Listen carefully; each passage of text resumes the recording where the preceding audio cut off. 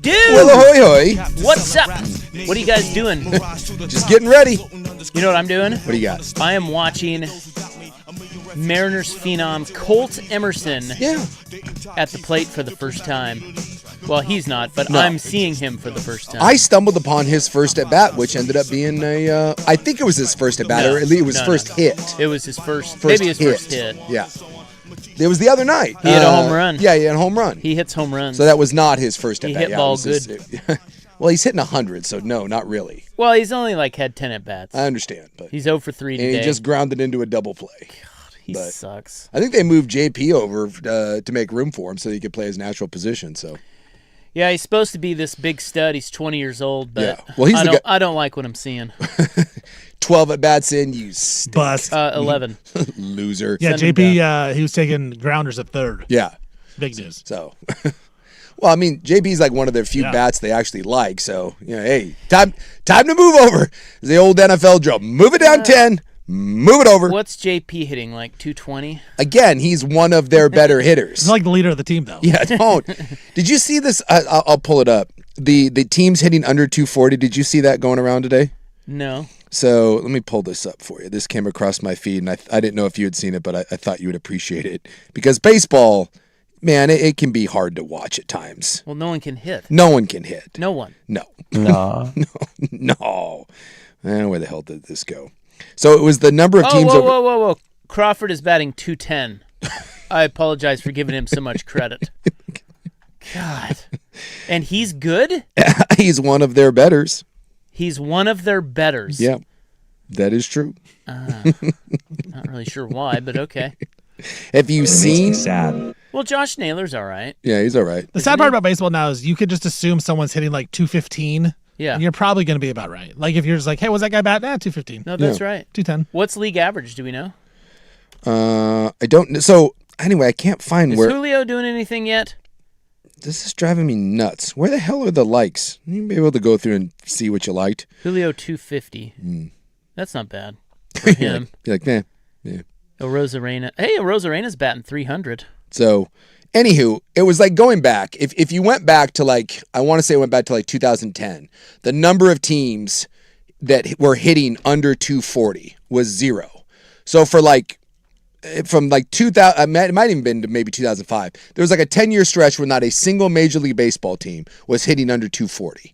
And then it went to 1, and then it went to 2, and then it was 5, and then down to 4, and then 8. Kind of bounced around. Would you care to guess how many teams right now are currently hitting below 240? Considering that 15, 20 years ago, it was 0. The league average, according to my calculations here, 241. Okay. Wow. Then that would stand to, I'm guessing 20, not 29, 30, 15, 20, 17. 15 teams. Yeah. So half the league. Half the league is hitting below 240 when 2010, and if I could find out where the stupid thing was, the graphic I saw, I could tell you the exact number. But going back to 2010, it was 0. So in the span of the last 15-ish years, the league has decided to collectively not hit. Those guys are total losers. Do you know what is up in baseball this year? By a lot, and they're saying it's a problem. People are saying. A lot of people. What do we got? Strikeouts? We got lot of people. Well, no, strikeouts, that's been inside the park home runs. Is that up? Inside the park grand slams, because that seems to be up. The strikeout has been well documented that has gone through the roof over the last, however many years. Yes. No, it is the walk. Oh. So we're getting at least we got guys on base. That's better than. This is the highest rate of unintentional walks since intentional walks became a thing. And they're saying that 10 walk games, one GM, I was reading Jason Stark. I think he's a really good baseball writer. Yeah. And he had a little thing in there. He said, one GM said, go look at how many baseball games have had 10 or more walks in the game. Well, is baseball... In 2026, this year, there have been 18 10-walk games. In all of 2024 and 2025, 2 seasons, the whole 2 full seasons, 11 10-walk games. Well, I will tell you that I have seen the Mets walk the bases loaded with their bullpen many, many a time this year. But is that...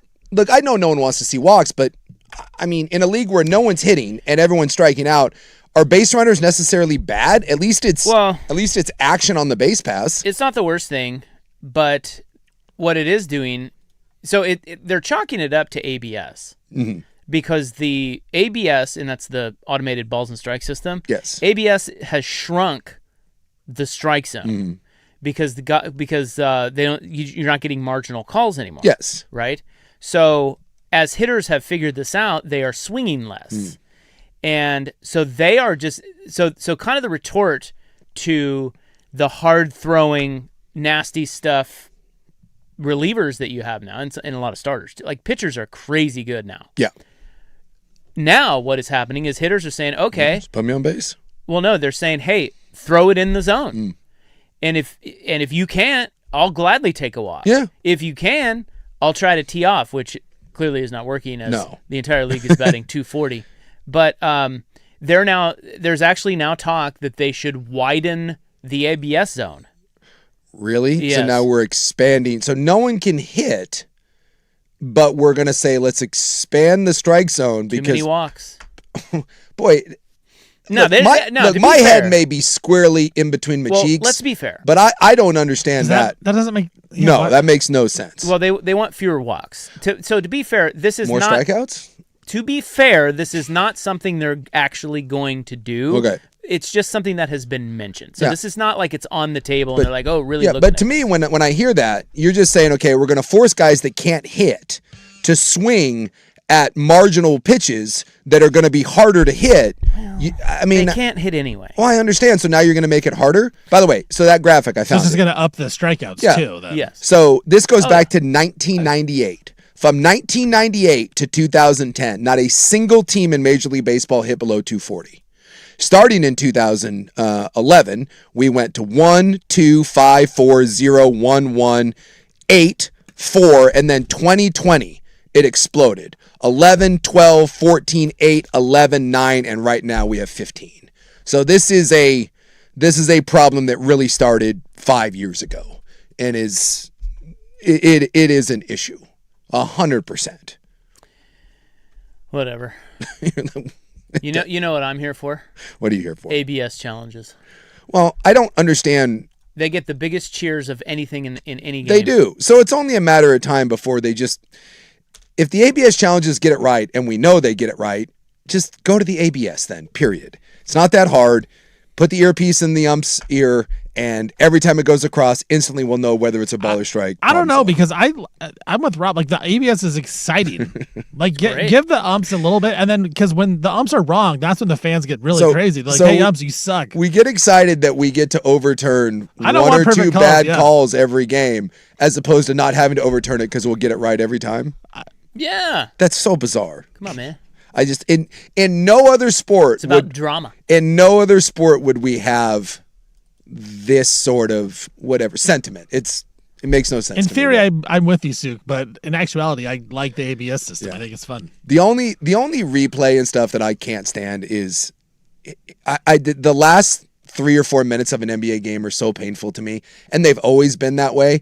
But now that every time I see a coach do the stupid wine finger, I'm like, it never ends. Now we have to do, who did it go out on? Was it a foul? And now we're doing the flagrant fouls. They're not even close to flagrant fouls. And then it takes 7 minutes to figure out that no, it does not. And then they explain it. There is no there's no follow through. There is no intent. It's a normal foul. Refs, you suck. Refs, you suck. I want to embrace the NBA because they're like, this postseason has been pretty good, but the one thing I really struggle with the NBA is the final few minutes of the NBA are the worst part. It's the hardest part of a game to watch. And you still watch because obviously it's the end, but my God, is it? And it should be the best. It's a slog through the final handful of minutes. My daughter laughs all the time. She comes in because she hates the NBA. And she'll come in and she'll be like, oh, cool, there's 3 minutes left. I'll come back in a half hour. And you're like, well, you're not wrong. You're really not. 7 replays and how many different timeouts we got, and then we'll go to break, and all right, I'll see you in a half hour. So how often do you think when a star player, because the players always are up in arms. They're like, "Oh, bad call! Yeah. Review!" And they put up the finger. They're like, review. Wind it. How often do you think they're right? Oh, There was one the other night with Wemby where he saw it go off of Chet's leg, yeah, I was and they called it, or his foot, Yeah. and they called it the other way, and he saw it, and he instantly got up and was like, "Dude, review this." But usually when the player does that, you're like, "Okay, really? Should I review it?" Yeah. Or I guess the Portland Fire guy has his own. You mean our man Shawarma? Yeah, Shawarma. Shawarma has his own team over there, and apparently he's got a whole formula as to when to Yeah. challenge. Well, he's an analytic man. He figures that it out. guy. Well, the Spurs, I guess, do that. When the Spurs want to take an extra look at something, they get a guy up Yeah. to sub to in. go to the bench. To go to the Yeah, bench, to and the- it gives to them a check little in. extra time to. Right. That is the one thing I do like about the ABS system in baseball is you don't get to do that. It is nice. It's very fast. It is very fast, and it's like, no, you have to call for it. Whereas in the NFL and in the NBA, they got some guy that they're looking at and be like, hey, someone look at the Right. big board, someone look at a monitor. Was this? I like that in baseball. Yeah, you gotta have some balls and be like, no, It's one of three players. it's one. Yeah, it's Pitcher, catcher, and hitter. it's instantaneous. Either you make it a call. So I would be in favor of the NBA doing that. Did you guys hear what a lot of people are saying? No, more people are saying. A lot of people saying Sacred Heart has diarrhea. Oh, what do we got? No, not that. Not that Sacred Heart is diarrhea. Although a lot of people are saying Look, Lot of people saying I have heard that. Caitlin Clark's ducking shawarma tonight. She wants nothing to do with him. She wants nothing to do with it. Well, she's not hurt. No. This is apparently load management, and the douchiness that is apparently equates to the WNBA as well. I know, and Steve and I are unhappy about this because we've already placed wagers against the Fire and on the Fever tonight. Caitlin Clark is white. And Clark was just scratched. Look, the WNBA wanted to be paid like the NBA guys, and they figured out, I guess we got to load manage then. Hey, I like where we're going Yeah, with what it. are they going to do? Cut her salary? Hey, she's making like what, $1 million now? Yeah. Something like that.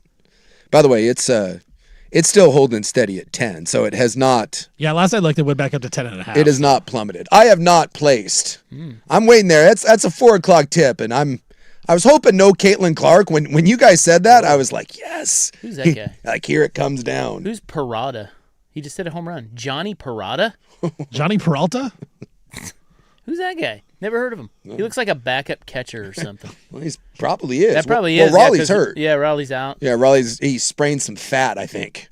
Anytime someone Wow. pulls an oblique, I just think that you strained a love handle. I mean, let's look. Mariners up 3-2. It's not like Bottom of Cal's. seven. I mean, he's the big dumper for God's sakes. He pulled some fat. It's Yeah, all there's a right. guy raking right now. 161. God. By the way, these White Sox are pretty good. Yeah, White Sox are all right, man. Good They're little club. a couple games above 500. Good little ball club. Yeah. I think they have a better record than the Mariners. Good little ball club.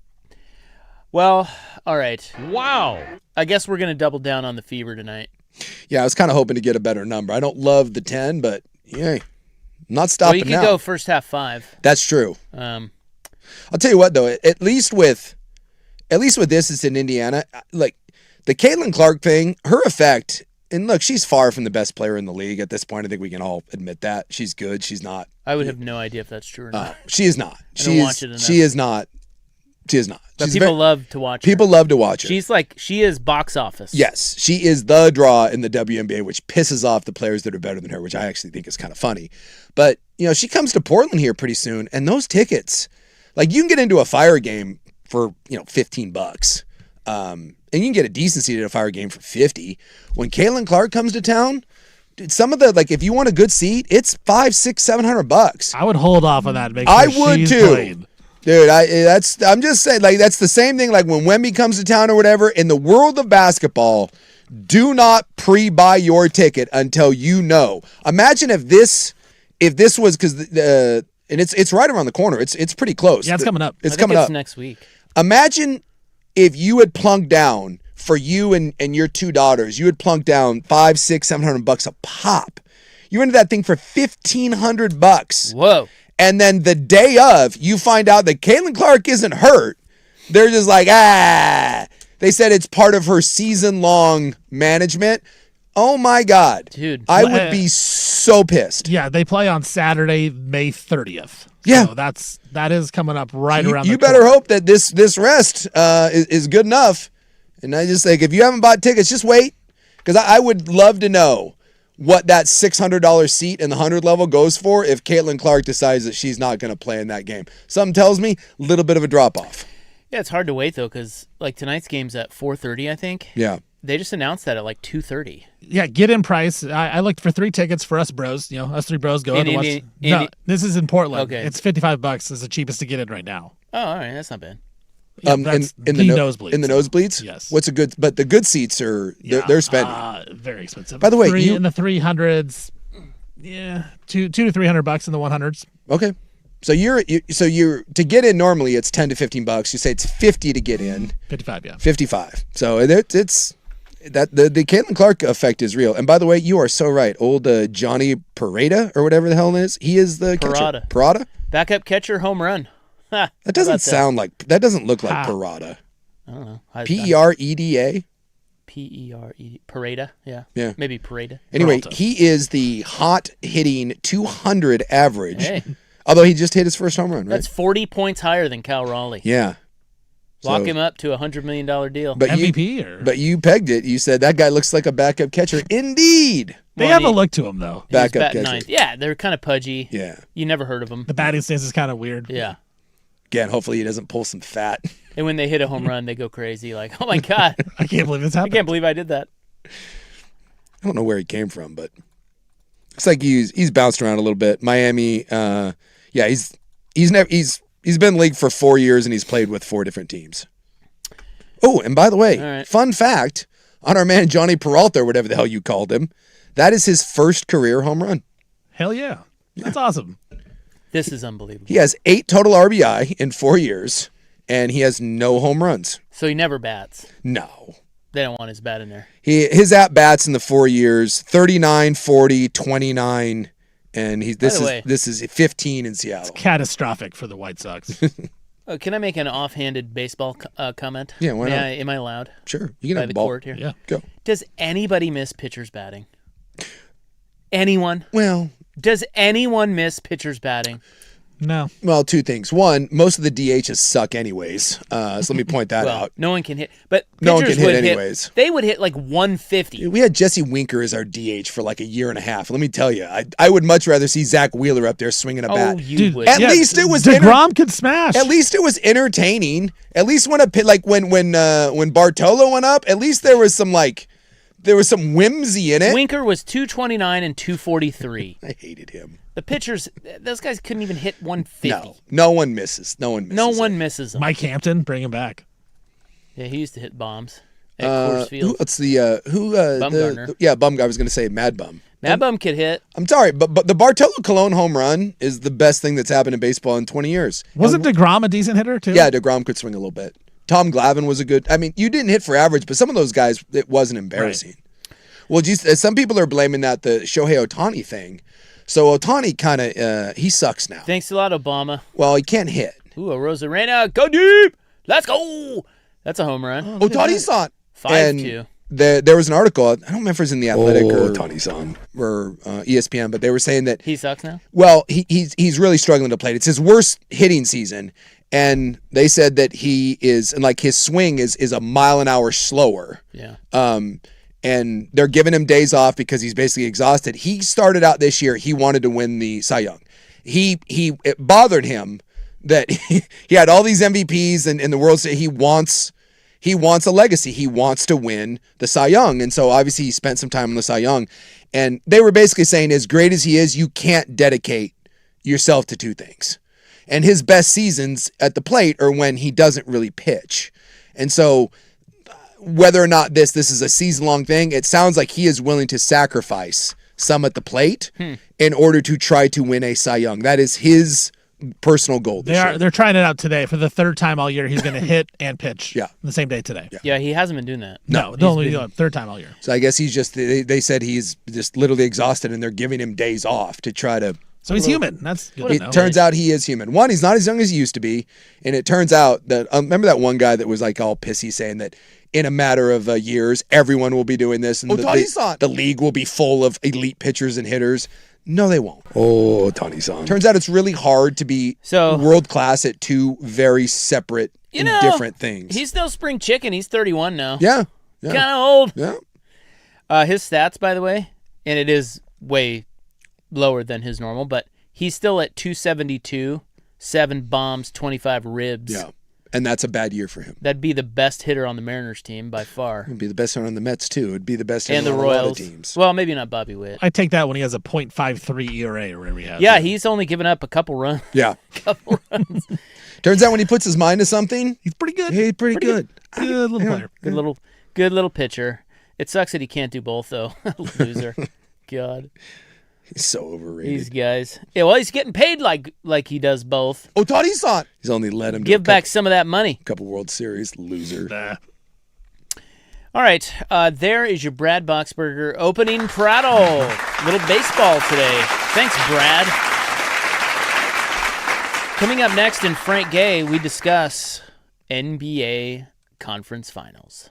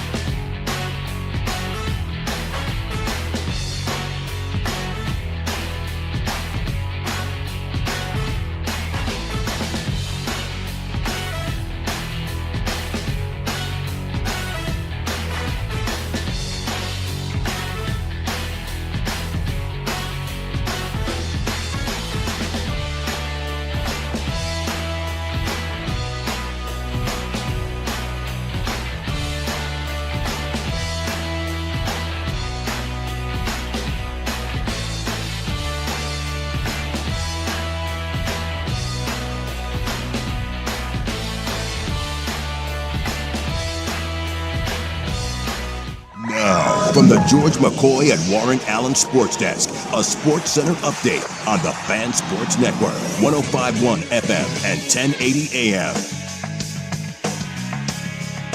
First on the Fan, Pittsburgh Steelers quarterback Aaron Rodgers announces today that this year will be his final year in the NFL. The 42-year-old, of course, signed a one-year deal with the Steelers, but he will have his going-away year this year. Spurs Thunder Game 2, Western Conference Finals tonight. Thunder 7.5-point favorites. And the NBA, they are cashing in on Victor Wembanyama for next season. They announced today that the Spurs will play 2 regular season games over in Europe next year, one in France, where Victor Wembanyama is from, and one in England. They will face off against the Pelicans in those games. Portland Fire taking on the Indiana Fever tonight, but if you were in to watch Caitlin Clark, you won't be seeing that. She's out for the Fire today, described as injury management for the game today. During an hour-long interview news conference with reporters, Big Ten Commissioner Tony Petitti reiterated that the Big Ten has a commitment to 24 teams in the college football playoff. And NHL Western Conference Finals starts tonight. Vegas Golden Knights in Denver taking on the Colorado Avalanche. I'm Stephen Vaughn from the George McCoy at Warren Allen Sports Desk. Don't call your mom. Call George McCoy at warrenallen.com.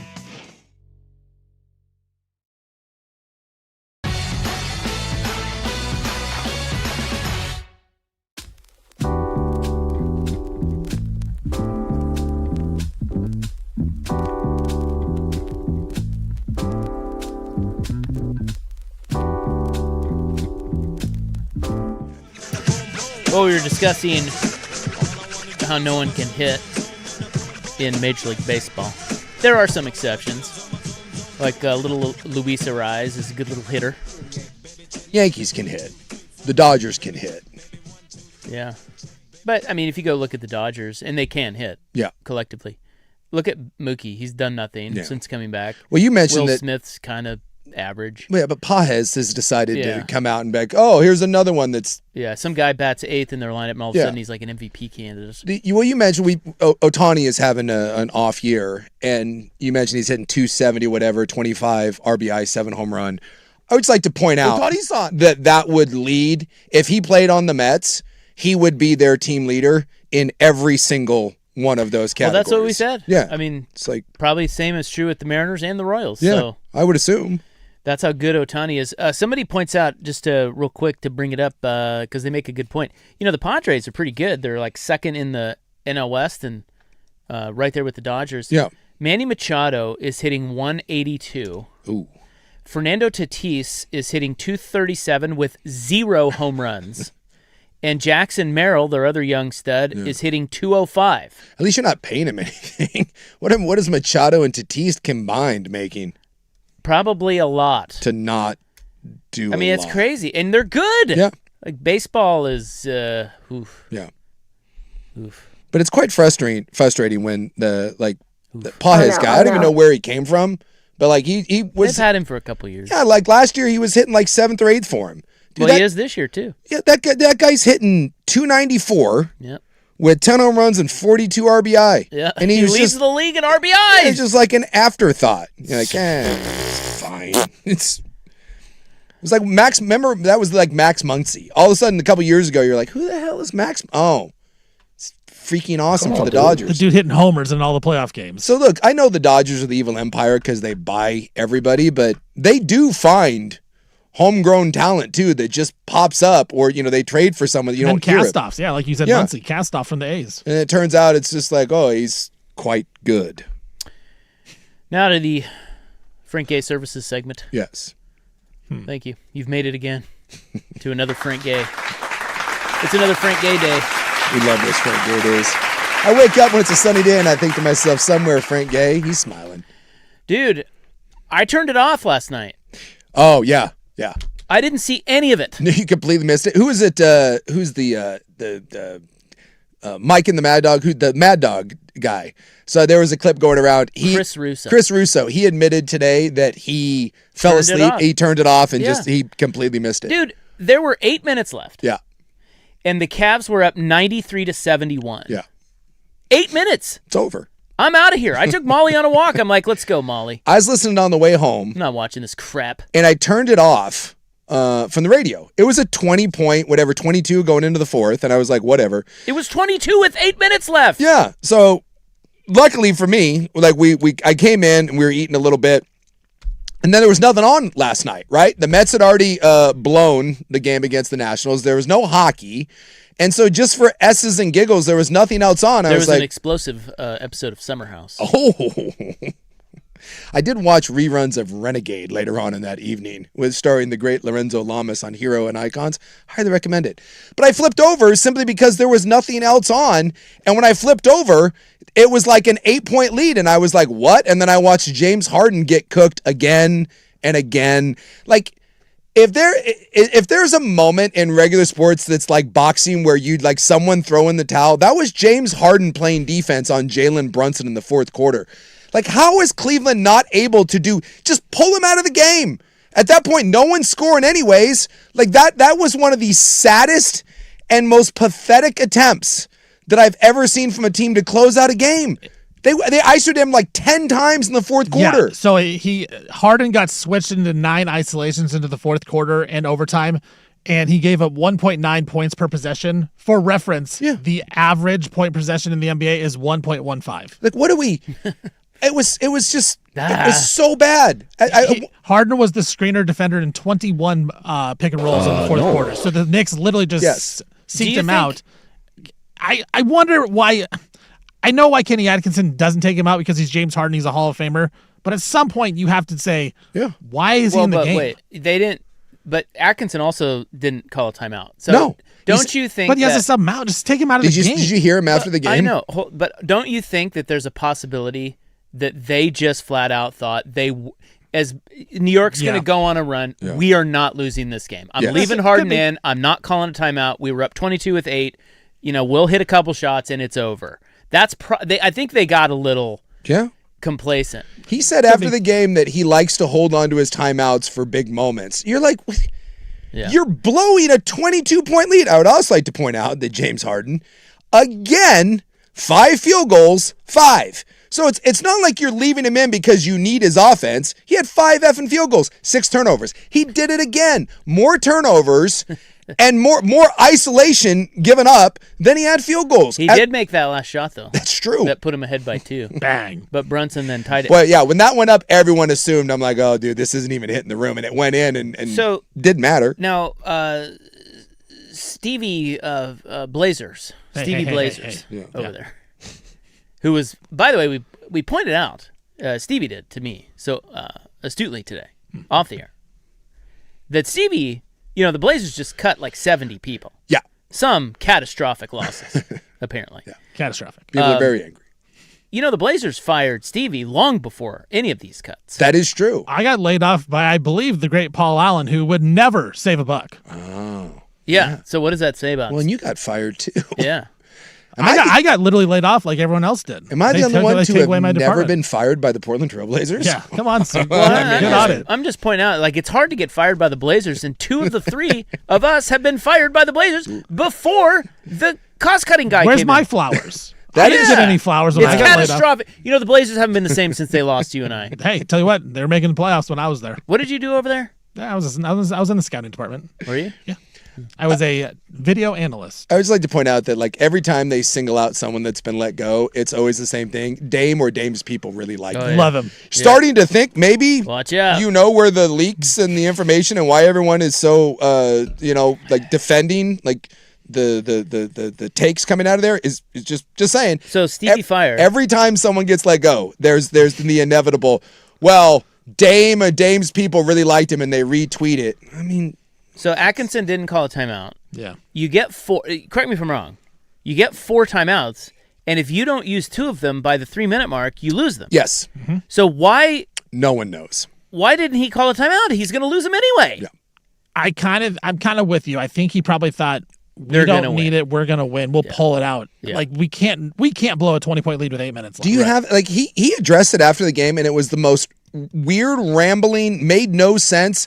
Basically, he had no defense. Right. So he just had to step up there and be like, well, because that response right there makes no sense to say I'm saving him for big moment. Like, this is the biggest moment. This is the Eastern biggest moment. Conference Finals. Right. Like every moment is big. You're getting your ass handed to you, momentum, and get Harden off the floor. He's doing nothing for you offensively. And at some point, you would think after like the 6th time that Brunson cooked him, you'd be like, hey, James, I appreciate it, but sit your ass down. We're like, There were times at the end of the Lakers run where they pull Shaq off the floor because they were afraid of Hack-a-Shaq. Yeah. James Harden was giving you nothing, and you left him on the floor to get cooked. As bad as a collapse as that was, some of that is on the coach. I mean, that is a collective, we folded like a pair of twos, but you got to take some blame coming from the bench on that one. 100%, because that's a coaching thing. The coaches could have said, hey, James, we're not going to switch. If they're putting you in the screen, you just hug up on your guy, and you got to fight. The screener defender has to fight over the screen or go under the screen, whatever it is. You can't switch that. You can't switch, but they didn't. They adjusted nothing. He used no timeouts. This game falls completely, I think, on Kenny Atkinson. But, yes, the Cavs should have made a shot or two at some point in the fourth quarter, but that's on Kenny Atkinson, man. You got to make some type of adjustment that late in the game. And acting like it's not a big moment, I think it's not.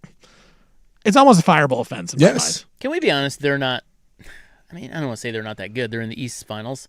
They're not great. No. Right? They are not. I mean, they have Harden who can cook sometimes. They have Mitchell's Donovan awesome. Mitchell. Well, Mobley's Defensive Player of the Year. Yeah. And Mitchell disappeared in the fourth quarter in the fourth quarter in overtime as well. Did you see the sort of the Zapruder film of him limping? Yeah.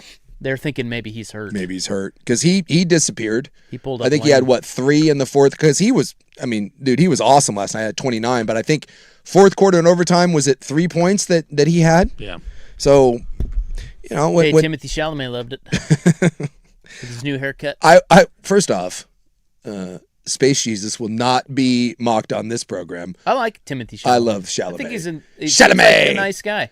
And he's a good actor. He's a great actor. Isn't he? Yeah. Yeah. Love me. Dune, hello. That was really cool. To see a place like the Garden last night that was jumping, I don't care who wins the series. I could care less about New York. I could care less about Cleveland. I just think it's a road apple for whoever comes out of the West. But seeing the Garden last night, to that energy as it built, and they realized, oh my God, we're going to do this, that was incredible. That was absolutely awesome last night. In the last 30 playoffs, teams were 0-663. Yeah. When down 20 or more in the final 7 minutes. 0-663. Yeah, it seems almost like... And they won. Yeah, you can't process it. And I saw none of it. I had to watch the highlights. Because you were taking Molly 2 poops? Well, I just was like, this sucks. This is boring. I'm out. Well, you're not wrong. I know they can go on runs in the NBA, but not like that. No. Well, I mean, mine was had anything been happening last night, anything at all, had there been an episode to watch of something, had there been any game on, it was by mere dumb luck that I happened to sit down and had the realization, nothing's on. You're right. There was nothing on after the show. Nothing. I was sitting around, what am I going to talk to my family? I'm like, all right. Absolutely not. Yeah, we had white people taco night, so I was like, well, Oh, man. what's on? Oh, this is on. All right, there's your Frank A. Coming up next in Molten on the Mac, let's turn to the West. We have the fun fact of the day, Spurs Thunder on the Fan.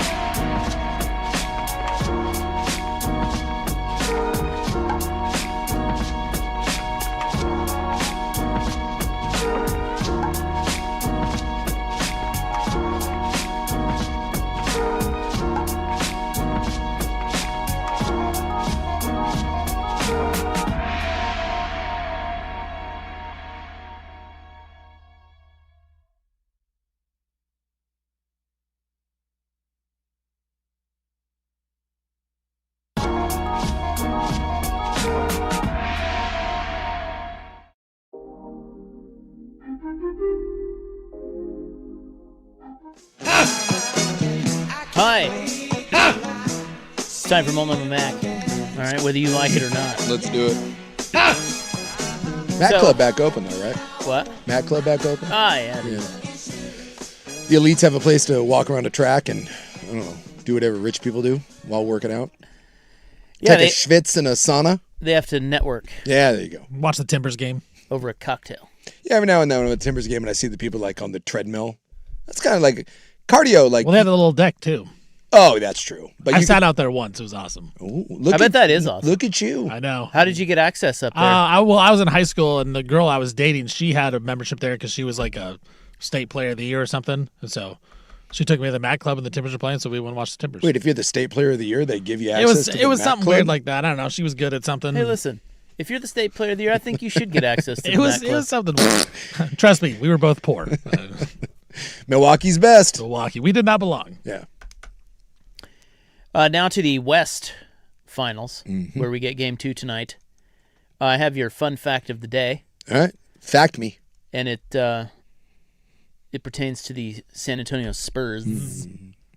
They're up 1-0. I don't know if you saw that, but Great fact there. That is a good fact. fun and fact? that is your fun fact of the day. It's a great fact. No, the Spurs. Did you know the Spurs are younger than the Indiana football team that just won the national championship? That is kind of a fun fact. Yeah. That makes sense. I mean, Indiana, Signetti prioritizes experience. But you look at, right, so Wemby's young, Castle's young. I mean, Fox. I think Vassell's the oldest, and he's 25. He's the oldest? Of the starting five. Huh. Yeah. Because they still have Harrison Barnes and like De'Aaron Fox. But What's Champagne? Yeah, so Dylan 24. Harper's 20, Castle 21, Vassell 25, Champagne 24, Wembenyama 22. Well, Fox starts, though, but I mean. Well, that's true. But so last night it was the youngest all-time history in NBA. Yeah, Conference they're Finals. saying that the starting lineup that the Spurs ran out in Game 1, Yeah.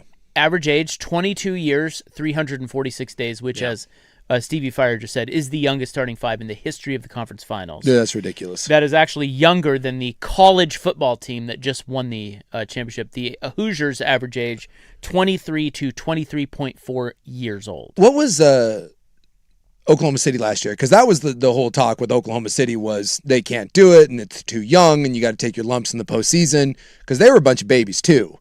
And if San Antonio does it this year, it's going to take that whole you need experience, and the playoffs are for prime players. That takes it, shoves it right in its ear. It looks like the average age, now this is the whole team. Yeah. So the average age of the Thunder when they won was 25.33 years. That made them the second youngest championship team in NBA history, trailing only. This is a fun fact. I know this one. I love you these. should know this. Dude, I'm all about these fun facts. Yeah, you know who the youngest? Your Portland Championship team? Trailblazers. Indeed, your 1977 Portland Trailblazers are the youngest. I'll be damned. Yeah, youngest team to ever win a title. I can't say I knew that. Now So, you do. so I'm looking at their starters. So Shea would have been 26 last year. Old Lou would have been 26. So I just thought maybe, did they change it? Well, you said that the total, this is their starting. J-Dub would have been 24.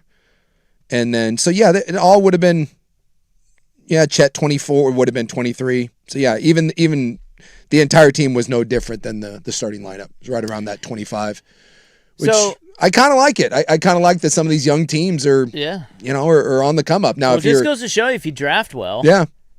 Or, you and you get a generational get player like it- Wemby. Yeah. You get But Dylan Harper is a really good player. Mm-hmm. And he is, I think they're saying he's the youngest player ever to get this many minutes in a playoff game, or in the playoffs. Well, and give both sides credit because, yes, you do have to get lucky, right? You get lucky with ping pong balls and Wemby. But, and Harper was drafted, but they made the deal for De'Aaron Fox. They went out and got Luke Cornett, who's been really good for them as a backup. With Oklahoma City, I mean, this is draft, but all those draft picks came via trade. And you included SJ, who came over from the Clippers that you bet on. So, yes, there has been some luck involved in the draft, but these teams have been expertly constructed and not just through the draft. I mean, this is a masterclass on how to do this. Helps to have a little luck, obviously, but you can't just say it's pure dumb luck. That's far from it. Yeah, he was the third player since 73-74 in a conference finals game to record 20 points, 10 rebounds, 5 assists, 5 steals. The only other guy is Larry Bird, Dr. J. And Who neither is? Dylan Harper. Harper. and neither one of these squads, in theory, are going anywhere. They should be around for a while, which is why I think whoever loses this series, like I still contend, if San Antonio loses it, I don't think you need to do much. Maybe you move on from Fox and you try to go out and get some more depth pieces because you do have the two guards already that are young and that eventually need to make room for. But San Antonio can kind of to stand pat. But if this doesn't go Oklahoma City's way, I do think Oklahoma City, it's going to be interesting to see if they decide to retool. Like if Chet gets worked and he offered nothing. Well, he's already getting worse. Exactly. So if he doesn't rise to the occasion and he ends up washing out and they don't get by San Antonio, I mean, Chet's an all-NBA player. Chet's an all-defensive type player. Second Defensive Player of the Year award. Yes. But So Wemby renders him. yeah. Useless. And he kind of is. so you have Hartenstein, who was rendered, you couldn't play him. Couldn't play him. Chet, who's an all NBA, all defensive guy, and you have enough draft picks to choke a pig, with all the talk in the offseason of who could be involved in the... Do draft picks choke pigs? You could. I mean, if you shoved them all down there. And pigs are greedy, man. They'll gobble it up. Danny Ainge will gobble up all those draft picks. I just think it'd be really interesting to see Oklahoma City be like, no, right? We can't let this marinate. We have a Wemby problem. I think we could solve that with... I would like to see Giannis and Wemby going and banging at each other. Because they can take a big swing if they want to. Yes, if they wanted to. For all the big names that suppose are out there that could be had, a package of Chet... Whatever other, if you want to go any other young players. The thing is, they got like AJ Mitchell, who averaged 25 or whatever against the, like, if you're a rebuilding team, you would love to have that guy to kind of build around. Here's Mitchell, here's Chet, and by the way, here's J Dub too. What do they have? The 15th pick or whatever? Yeah. You know, they're back in the lottery. Back of the lottery. So here's a pick. You want a future one. Here's 2 ones. The second best defensive player in the league, and a young guy that can give you 20. We would go and we would like your top 10 player in the NBA. Let's see if they lose to him, because I got to tell you, after watching both game ones, it sure feels like the rest/fatigue factor is going to play a huge role at this stage. I mean, the Cavs were coming off a Game 7 win, so they had momentum, and they rolled right into Game 1, looked really good. The Knicks hadn't played in over a week. The Cavs are flowing, right? They're playing great. The rust is showing on the Knicks, but then once it kind of like the 40-minute mark, all of a sudden the Cavs wear out and the Knicks light up, right? Yeah. Like that is to me, that seems to be, there was a little rest fatigue factor in that game. And then if you look at Oklahoma City and San Antonio, Oklahoma City was garbage for a lot of that game. Yeah. And it's not that they had a huge rest advantage, but they're much deeper. And so that game went to double overtime. And Wemby played 47 minutes, and all the other Spurs played over 40, whereas Oklahoma City is so deep, they didn't have to play as many. And I just wonder if that, over the next handful of games, will be the deciding factor in favor of Oklahoma City. It's like in boxing, where one team, one guy's throwing haymakers, and it doesn't seem like it's making a huge difference, but body blows wear you down, and you get to the back half of the fight, and all of a sudden there's no gas. And Wemby looked absolutely exhausted and took an absolute beating. He had never played that many minutes, and I think it was Harper that said that's the toughest game he's ever played in his life.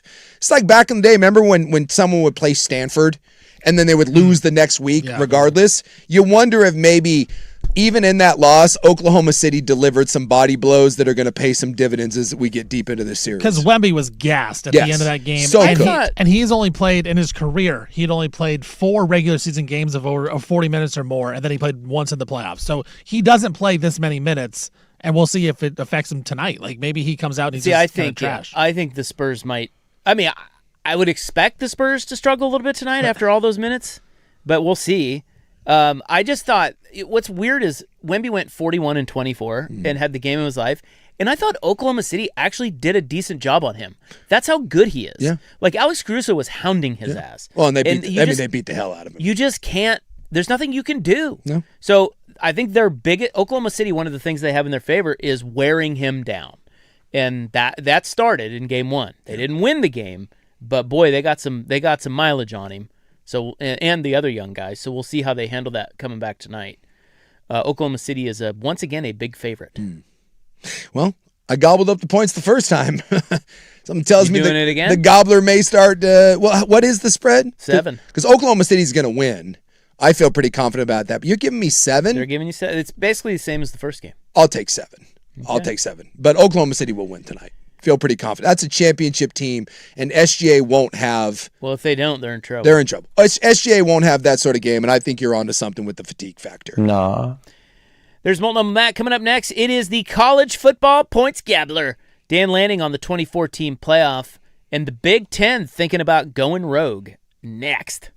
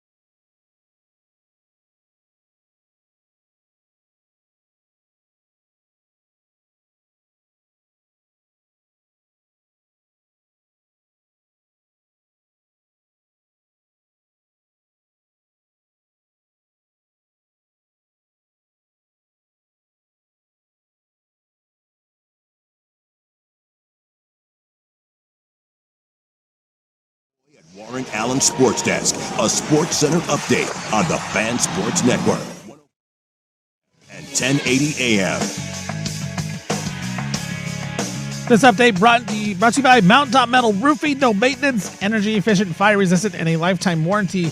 Do it once, do it right. Visit mountaintopmetalroofing.com. First on the Fan, Steelers quarterback Aaron Rodgers announces this will be his final season playing in the NFL.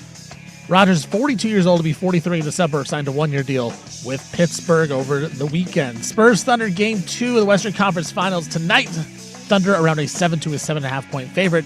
And the NBA capitalizing on the popularity of Victor Wembanyama. They announced today they're going to play 2 games against the Pelicans next regular season in France and England as part of the NBA's regular season action plan for Europe. Portland Fire take on the Fever tonight. If you want to watch Caitlin Clark, you won't be seeing her. Clark has been ruled out of the game, back injury, but described as injury management for the season. And we got the NHL Western Conference Finals starting tonight. Vegas Golden Knights in Denver taking on the Colorado Avalanche. I'm Stephen Vaughn from the Georgia Coy at Warren Allen Sports Desk. Don't call your mom. Call Georgia Coy at warrenallen.com.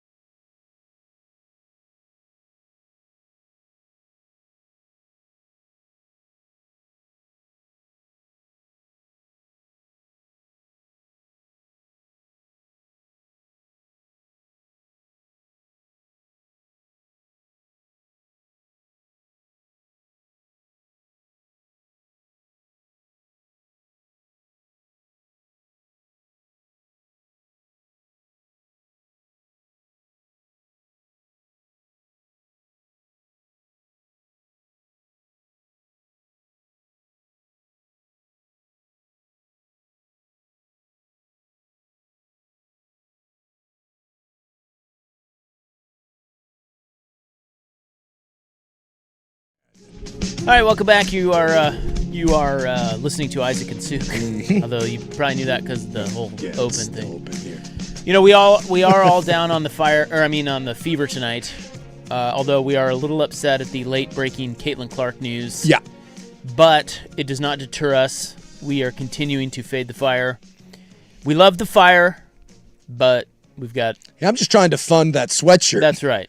Their That's merch, exactly awesome. right. their merch is fantastic, but my God, it's a little spendy. I got to win some money. The rose is awesome. By the way, this is So Suk's got him first half. I got him first half. 5.5. I got a full game. Stevie Fire's going full game. I was debating because it was 2.5 for the first quarter, 5.5 for the half. I consulted my gambling expert over here because a bald white guy with a radio show clearly will be your gambling expert, and he told me that the Fire bench is a little sketchy, so we're gonna take the Fever, laying 5.5 in the first. Yeah, I have a little questions about the Fire bench, especially in your first road game of the season. Yeah. Like, Feeling it out. Yeah, a little feel it out process. So And I maybe think the first half. Indiana's got some feel out process with no Caitlin Clark. Right. By the way, this is unrelated to anything, but I found it interesting. I follow Evan Turner. You know the great Blazer legend Evan Turner.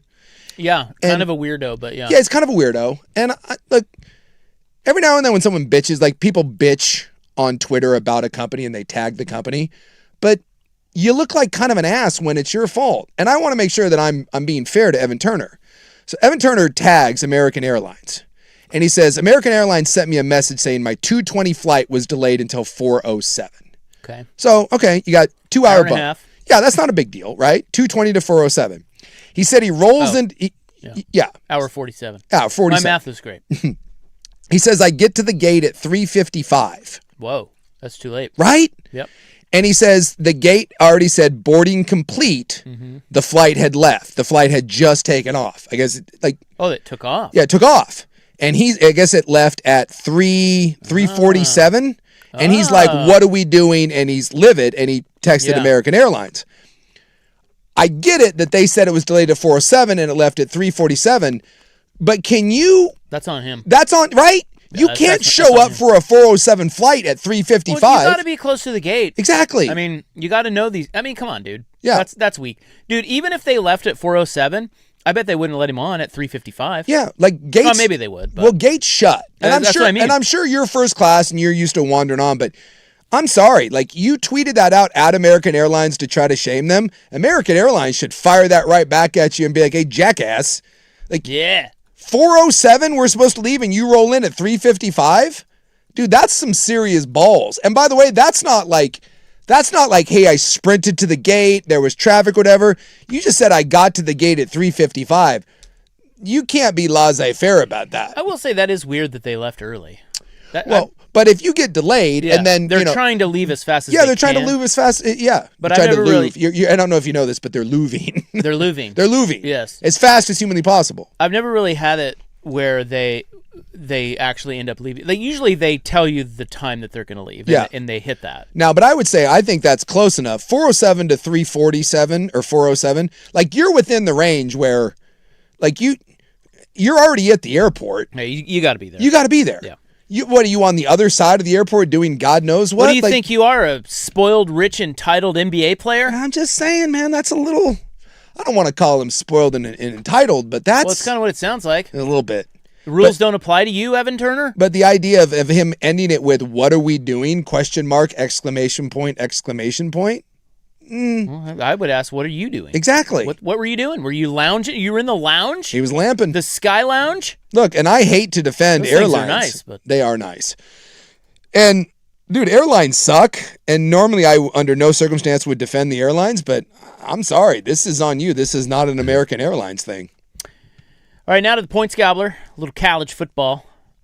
I see where Ohio State and Oregon... famous rivals? How about this? New rivals. New rivals. Okay. Well, it's only in the last handful of years, but yeah, they've had the game at the Shoe was an excellent game. By the way, our Fire have just tipped. Just want to point that out. The game at Autzen was great, and then we got some playoff drama. So yes, I would say a new exciting budding rivalry. Their coaches. Now, the Big Ten seems unified on a 24-team playoff. Yes. So it's the Big Ten versus the SEC. The SEC. The SEC wants 16. Yes. And they're sticking to their guns, and the Big Ten is sticking to their guns, and it's a mess. So Ryan Day and Dan Lanning both commented on the 24-team model, and here are the quotes. Blah, blah, blah, blah, blah, blah. By the way, almost every coach, including the SEC coaches, all want the 24-team model because they want more access. Yeah, well, and it saves people's jobs. Dinosaurs are awesome. Dinosaurs are awesome. Oh, by the way. Just in case you were wondering, like in the middle of that segment, if you're like, hey, are dinosaurs awesome? Yeah. Dinosaurs are awesome. They are. Quote, it's debatable whether it's best for Ohio State. This is Ryan Day speaking. Mm-hmm. You can go back and forth on that. But it's certainly best for the conference and great for college football in general. It engages more fan bases late in the season. Then Dan Lanning comments, and he says, quote, Ryan's in a similar situation. Indiana coach Kurt Cignetti as well, similar situation. Is it necessarily best for the programs that have been in to say, hey, let's invite more? No. But is it better?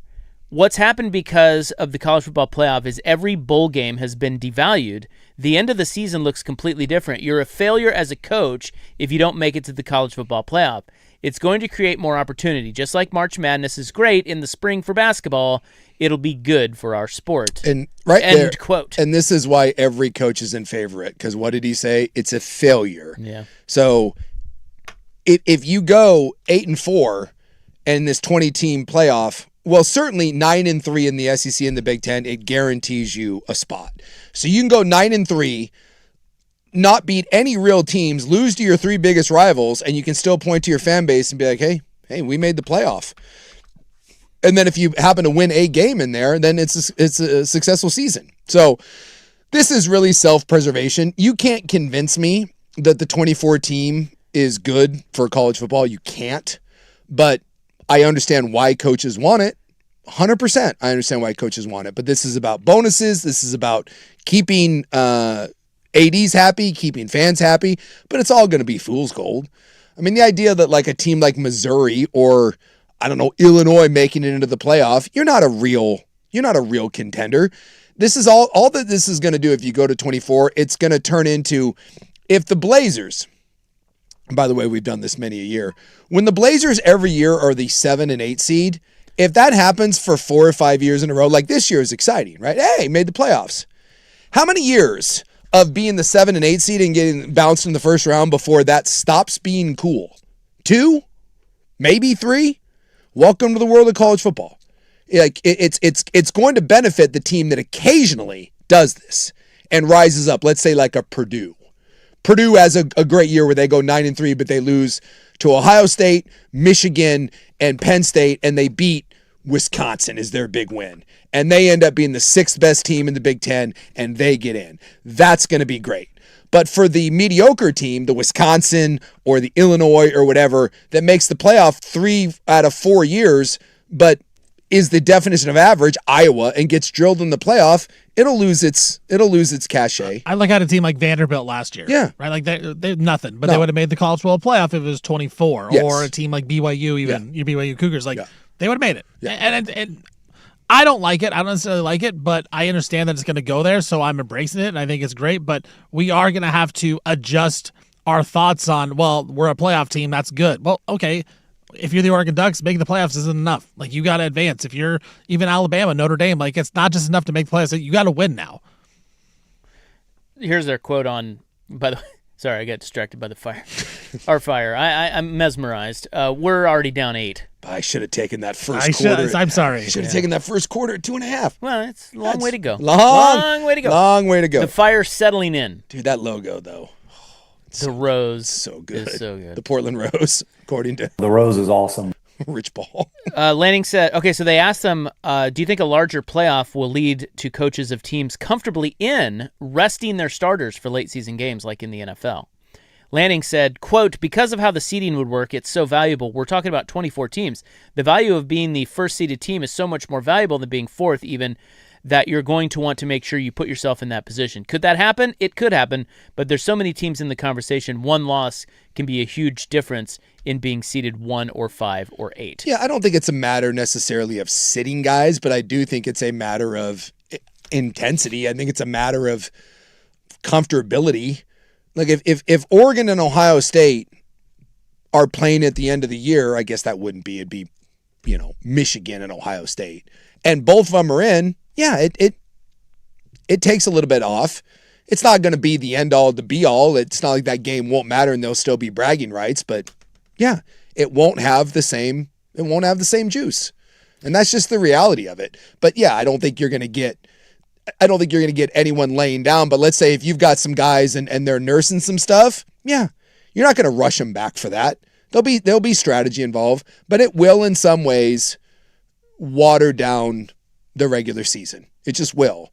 What I would hope is that the counterbalance to that we'd get more big games.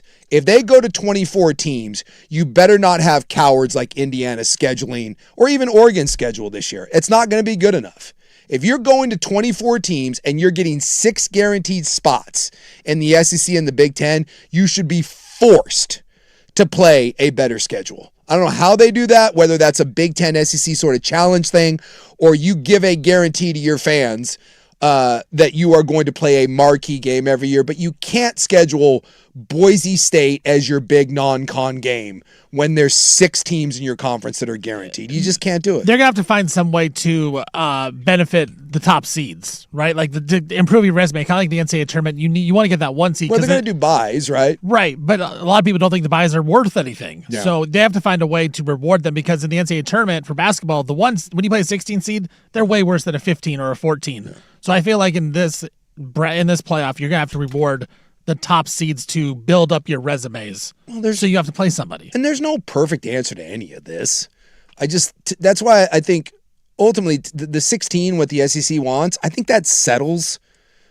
I just, there's a sweet spot there. And I feel like 24 is a bit of an overreach, but it also means more money. And so if there's more content and more people want to bid it out and it goes to multiple people and ESPN gets a piece and Netflix gets a piece or CBS, whatever, and you pass that around.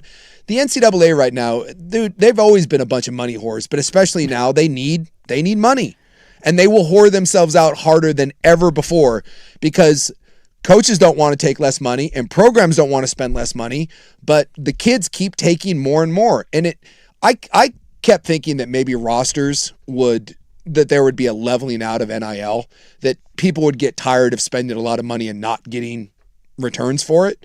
And we've seen some people say, like, remember Troy Aikman came out and spoke against that. It hasn't happened. There has not been a settling. In fact, it's going the exact exact opposite. You now have $40 million rosters.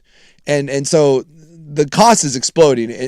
And ultimately, it's going to be what puts the most money in people's pockets because they need it right now. So the other story, real quick, about the Big Ten that came out today is that they're doing their big meetings in Rancho Palos Verdes. And they are starting to float the idea of just doing their own governance. Yeah. So they're saying the national model is faltering. The NCAA lacks teeth. NIL enforcement is nil. You had the House settlement. And so they're saying, hey, a contingency plan that we have, we don't want to do this. No. But a contingency plan or idea that they're discussing is just splitting off and governing themselves. Yeah, but still playing the other teams. They don't have the balls to go off and do it on their own, but wouldn't that be something too? You want to talk about the wild, wild west. Imagine a set of rules for the Big Ten, a set of the rules for the SEC, a set of rules for the ACC. Well, I could see it. I mean, it could be done. I mean, it was just, it's like its own set of rules, but they basically just said it needs to be legally defensible. Yeah. That's their problem with everything that's happened so far. It's like, do we have a legal leg here? Well, Sorsby, like, it's so crazy. Sorsby's suing the NCAA. He violates a known rule, and he's suing the NCAA claiming mental health, and some people think he might win. Would you see the judge had to recuse himself? At No. least Is the he judge, a fan? Well, yeah, there's a bunch of he's a big Texas Tech guy. Oh, God. And there's photos of him like doing the guns up, and he was smart enough to be like, yeah, I'm going to recuse myself. Yeah, But good little judge. yeah, I mean, herein lies the problem is no matter what someone tries to put forth, until the players have a seat at the table or there's government intervention. And by the way, that stupid executive order did jack S. It does nothing. Well, that's part of what they're saying is like the government's not doing anything. No. So we have to do something. Yes, but until you allow the players to have a say at it, you're going to keep losing in court. It's like the NCAA is so dumb they can't figure out that their model is illegal. So there's only one way to fix this, but they have no desire to do it. They just keep begging for someone in government to step in and give them antitrust. And as of right now, it's hard to believe that the government would look at something and be like, you have created this massive problem, and yet we're going to let you do what no other industry in America gets to do simply because, I don't know, we liked it the other way. I mean, if they can get it, more power to you. But, I mean, eventually you're going to have to sit down and talk to some people and sign contracts. I thought it was crazy. I was reading a CBS story on the Big Ten breaking off and doing its own thing, at least with governance. And they said that in here that several Big Ten athletic directors have said that they haven't even been shown what's actually in the House settlement bill. They don't even know what's in it. My God. They don't know how to, like... It is insane that this is a $1 billion industry. Is there anything else that we can remotely compare this to? That a $1 billion industry that is run by nobody, there's all these different entities with all these different rules, and there's seemingly no regulation to it all. There's nothing like this. Nothing. It's like the collapse of the Soviet Union, maybe, when everyone just started grabbing things and being like, well, that's mine, and I'm going to run it. And everyone's like, well, okay. Like there's no structure. It's insanity. And it's still the second most popular sport in America. Yeah, it's wild. It's not really affecting the product all that much. No, the product's actually quite good. Yeah. You can make the argument the product is actually better. Right. But if they ever got their S together on the business side of things, it would be even better. Yeah. Yeah. But imagine getting everyone together to collectively bargain their media rights. Good luck getting the SEC and the Big Ten to sit down with anyone and be like, no, we're going to all do this together. And there's your college football points gabbler. I said, do you think Sorsby is betting on whether or not he wins the lawsuit? It's a great text. Yeah, he could probably get on call sheet. He's taking some odds. Yeah, I mean, well, I guess he wouldn't really know, would he? His lawyers might want to. They know the case. Yeah. And by the way, people asking, like, saying that, like, football has anti-exemption. Not from collective. They have for the TV rights. Like, football has an anti-exemption, so they can get together and pool all of their rights and sell it as one. The Dallas Cowboys can't sell their TV games. That's all pooled together. But the NCAA needs a antitrust exemption because they're trying to create rules and salary with their employees, but not allowing the employees to have a say in how it's done or unionize. That's a very different kind of antitrust. All right, well, sayonara, Chris Dudley. That's next on In the News on The Fan.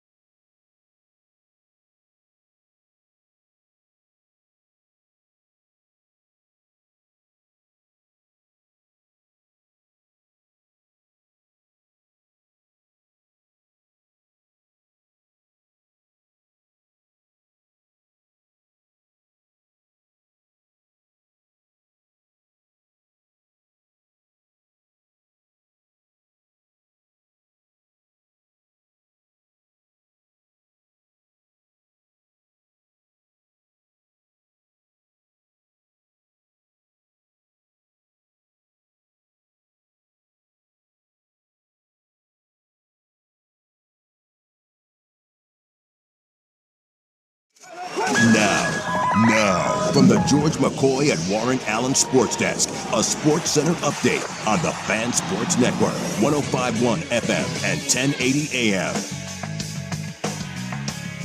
First on the Fan, Pittsburgh Steelers quarterback Aaron Rodgers announced that this will be his final season playing in the NFL. Rodgers is 42 right now. He'll be 43 in December. Signed a one-year deal with the Pittsburgh Steelers. Spurs taking on the Thunder. Game 2 of the Western Conference Finals. Spurs up 1-0 in that series. Thunder 7.5-point favorites right now.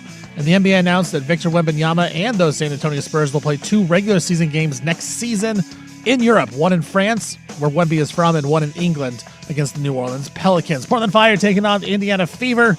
No Caitlin Clark for the Fever, but no problem right now. Right now, Fever up by 8 towards the end of the first quarter.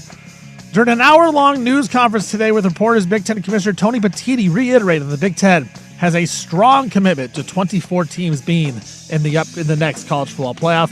And the NHL Western Conference Finals starts tonight. Vegas Golden Knights in Denver taking on the Colorado Avalanche. I'm Stephen Vaughn from the George McCoy at Warren Allen Sports Desk. Don't call your mom. Call George McCoy at warrenallen.com.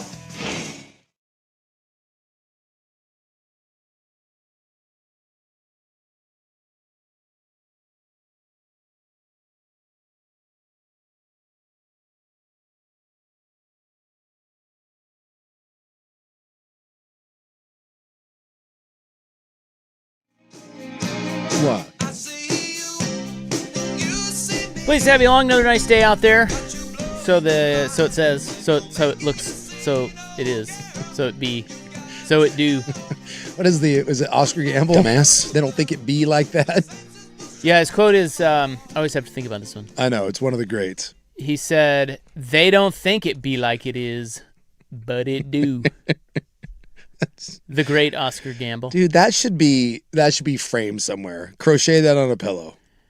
So, yeah. What? We're watching our Fire here. They're struggling a bit.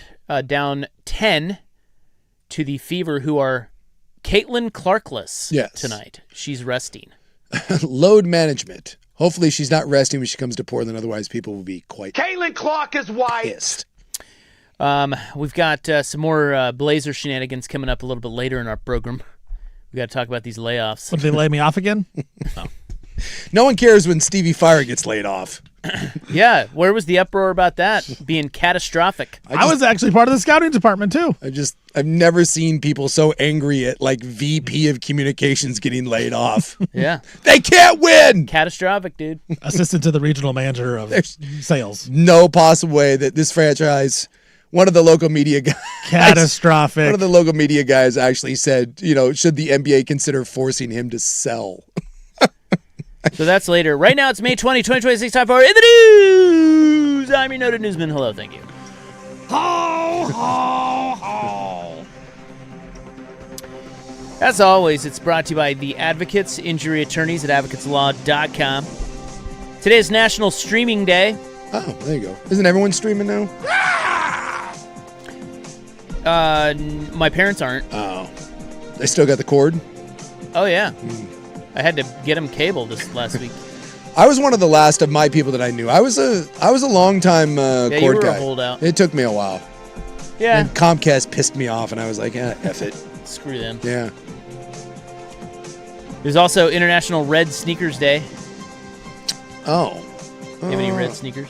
I have red colors on my sneakers, but the primary color, like I got some Jordans that are red, but nothing that's red. It's a accent color. Should have worn them. I don't know what you're doing. I had no idea. I wear mostly white sneakers. Shocking. I mean, I'm not going to say it. Say what? You just said it. I was going to say something else, and I was like, no.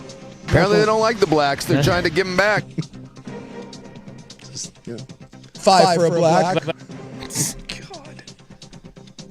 You get that echo when we play it at the same time because great minds think alike, Stephen and I. I don't see you wearing black sneakers. You're down there wearing the whites too. I have black on my shoes today. The swoosh is black. The swoosh is black, yeah. But not red. Last night son of a bitch. Last night we had the primaries. The votes. The votes are in. The votes have been tallied. Yep. And while No Toll Tina cruises on the Democratic side, as expected, she really didn't have a challenger. No. She will be going up against, on the Republican side, this fall. Not who we thought. For the gubernatorial race. She will be going up against Christine Drazen. Hey. Not Chris Dudley, who didn't even finish second. No. Ed Deal.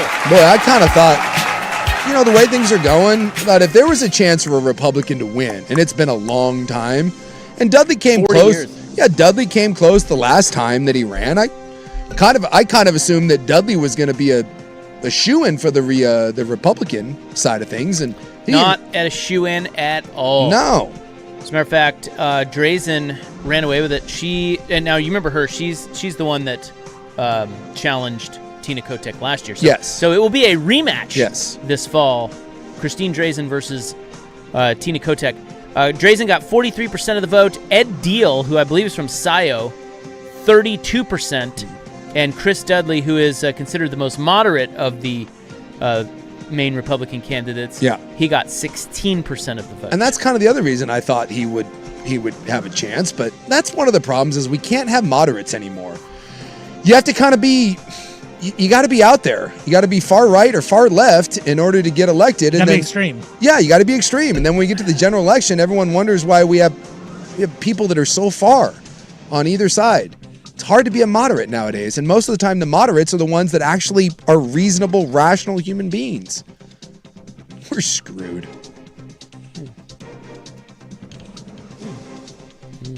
So much for sitting at those fire games, Chris.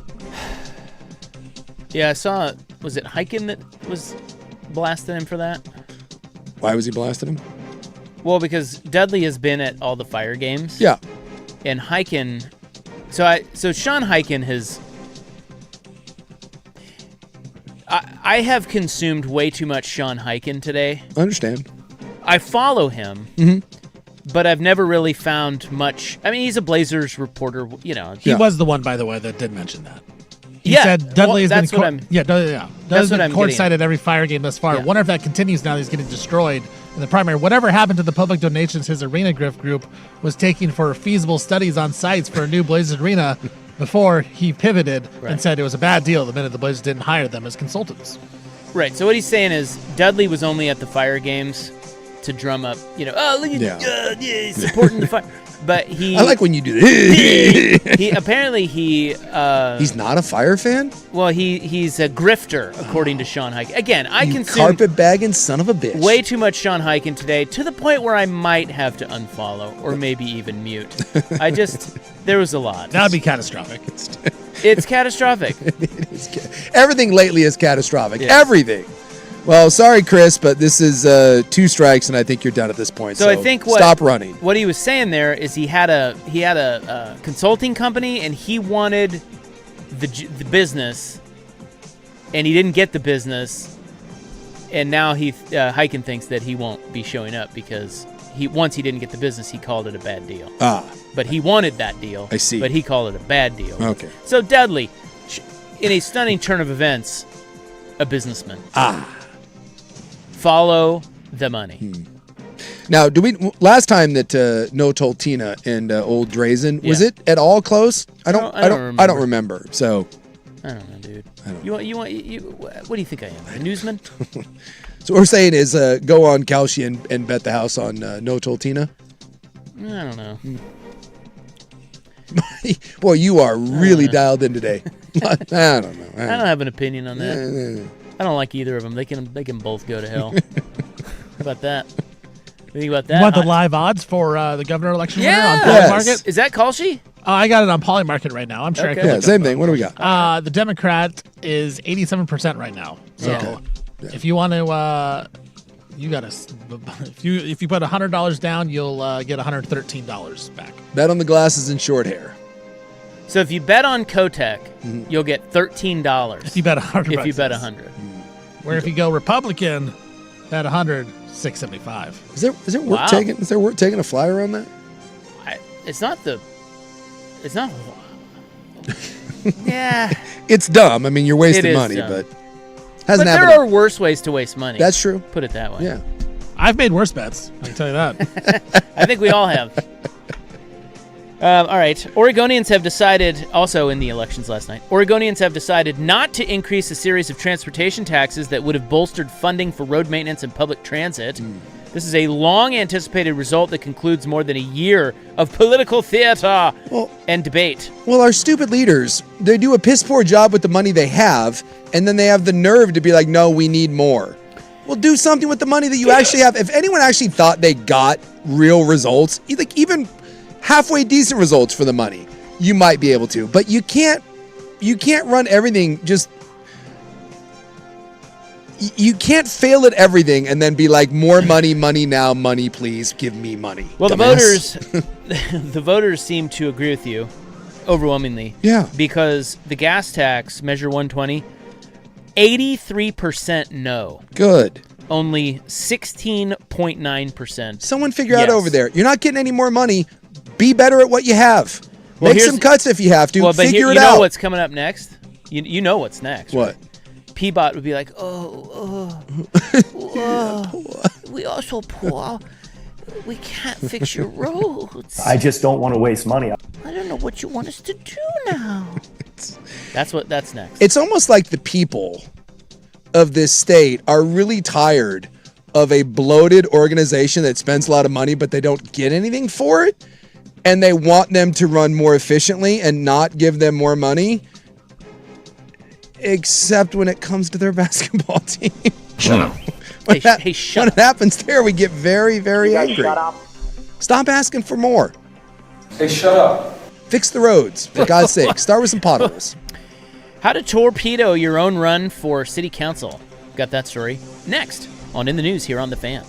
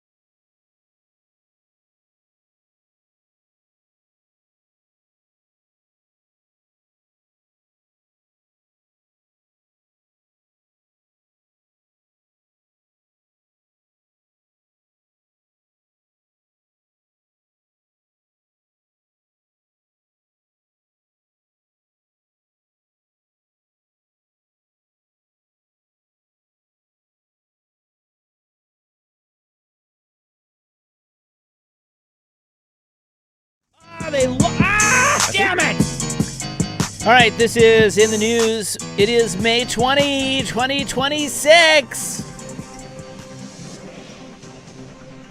Weather's great. Yeah, it's supposed to be nice all week, right? That's what they say. There's a lot of fake news out there, though. There is fake news. Yeah, I think we're supposed to touch maybe 80 this weekend.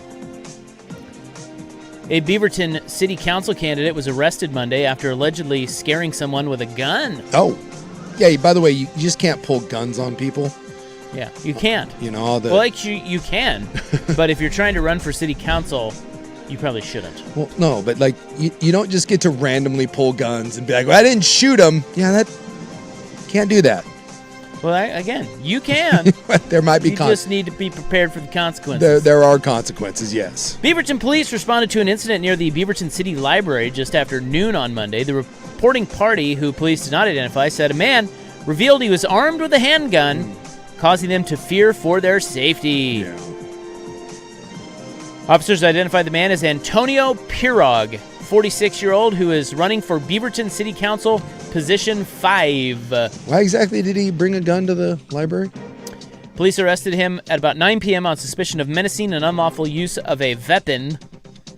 Jail records appear to show he was not in custody Tuesday afternoon. Charges have not been filed. I don't know. It doesn't say. So he just... Okay.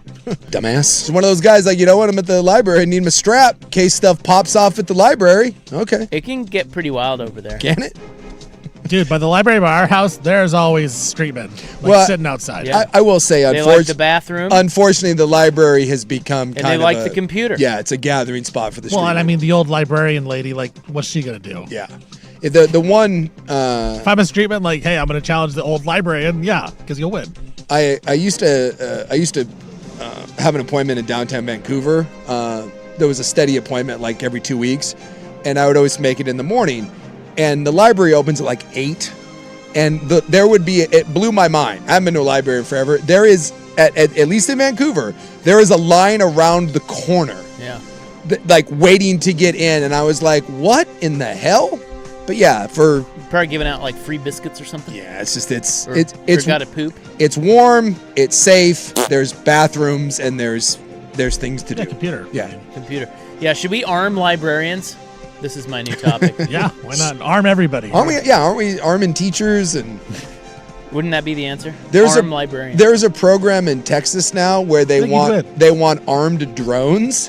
That way, when the school shooter comes in, there's like it's like a command center, and like you like press a panic button, and then the command center literally deploys armed drones to fly through and and shoot kids. Well, like, how do they know? I don't. Some of my favorite videos I've been getting on my TikTok are when like robots go rogue and they mess up and they start malfunctioning. Yeah. I would hate to have a drone that's armed malfunction and just start shooting everybody. Just saying. Compounding there is a company literally in Texas right now and it's very expensive, but they're selling their wares to schools to solve the problem. Instead of good guys with a gun, it's robots with a gun. Good robots though. Good robots. Good robots. A Portland couple says the smell coming from their neighbor's tiny home is so bad that they're forced to wear respirators on their own property. Indeed. What's going on in the Park Rose Heights? The tiny home. Yeah, John and Trudy Benjamin are suing their neighbors for $200,000 due to the distress caused by the odor. Being a stinky ass is worth $200,000? Seems like a lot, but okay. What is do we know where we got dead bodies or? The couple said their neighbor moved a tiny home on a wheeled trailer onto the property last year. The tiny home was parked next to the fence between both parties' properties. Someone then began living in the tiny home, which contained a chemical toilet not connected to the city sewer system. The chemical toilet began to emit a stench that became stronger and stronger. It blanketed the neighbor's property and seeped inside their home unless they kept all the windows and doors completely shut. The Benjamins said they have repeatedly tried to speak with the owner about the toilet's odor, but they were unsuccessful. They filed a complaint with the city, which inspected the property and found it violated city code since the home is occupied but the toilet isn't connected to the sewer system. Still, they say the problem continues. The smell is now so strong, the Benjamins say they've experienced respiratory illness, nausea, lightheadedness, and headaches. Well, that's gotta keep it spicy, man. So they're just a chemical toilet. They're doo-doo. So they're just pooping into a hole or what? They're doo-doo also. Well, yeah. So that's like I don't understand what the chemical toilet that isn't. I'm trying to picture the doo-doo hole here. Not 100% certain where it's going, but I don't know. Basically, you have like a cesspool that is formed on your neighbor's property. That's pretty bad. Yeah. I don't know what you. So anytime I have a stinky neighbor, I can sue. Well, you can, but again, this is one of those things where that's probably really frustrating for them. Oh, 100%. Because the owner's not doing anything. No. And the city's not going to do anything. No. They just give them a code violation. They don't care. No. You know? Yeah. When I went to school in Utah, I had a buddy of mine whose parents lived out in one of the suburbs of Provo, and a rendering plant got built kind of at the end of the county. Oh my God. It's no good. Because the wind would catch it. And the parents had lived there forever, and they had one of these, and they tried to fight it, and I don't know if anything ever came of it. Nothing got settled when I was there, but it was one of the more horrific things. Like and luckily for them, it wasn't like 24/7, but when the wind blew, you couldn't walk outside in their house. That would really suck. Yeah. You've lived there for a long time, and now you're just getting assed out. Yeah. This guy, John, said he has suffered one or more falls because he's been so dizzy and nauseous. Ugh. He's even hurt his knee. I mean, we've all smelled that awful chemical, like a porta potty. That's what I'm thinking. Just imagine like the world's worst smelling porta potty, and then you walk outside and it's that. Ugh. I'm looking at chemical toilet. Yeah, because I understand what a chemical toilet is, but so it's not. But well, it's like, what is it? I mean, I get it. But how do you like? I don't know. Clean it and dump it. Well, that's what I'm saying. I thought chemical toilets weren't connected. I thought that was the whole point. That's like a porta potty. You put a chemical in there and you dump into it, and then someone comes and pumps it out.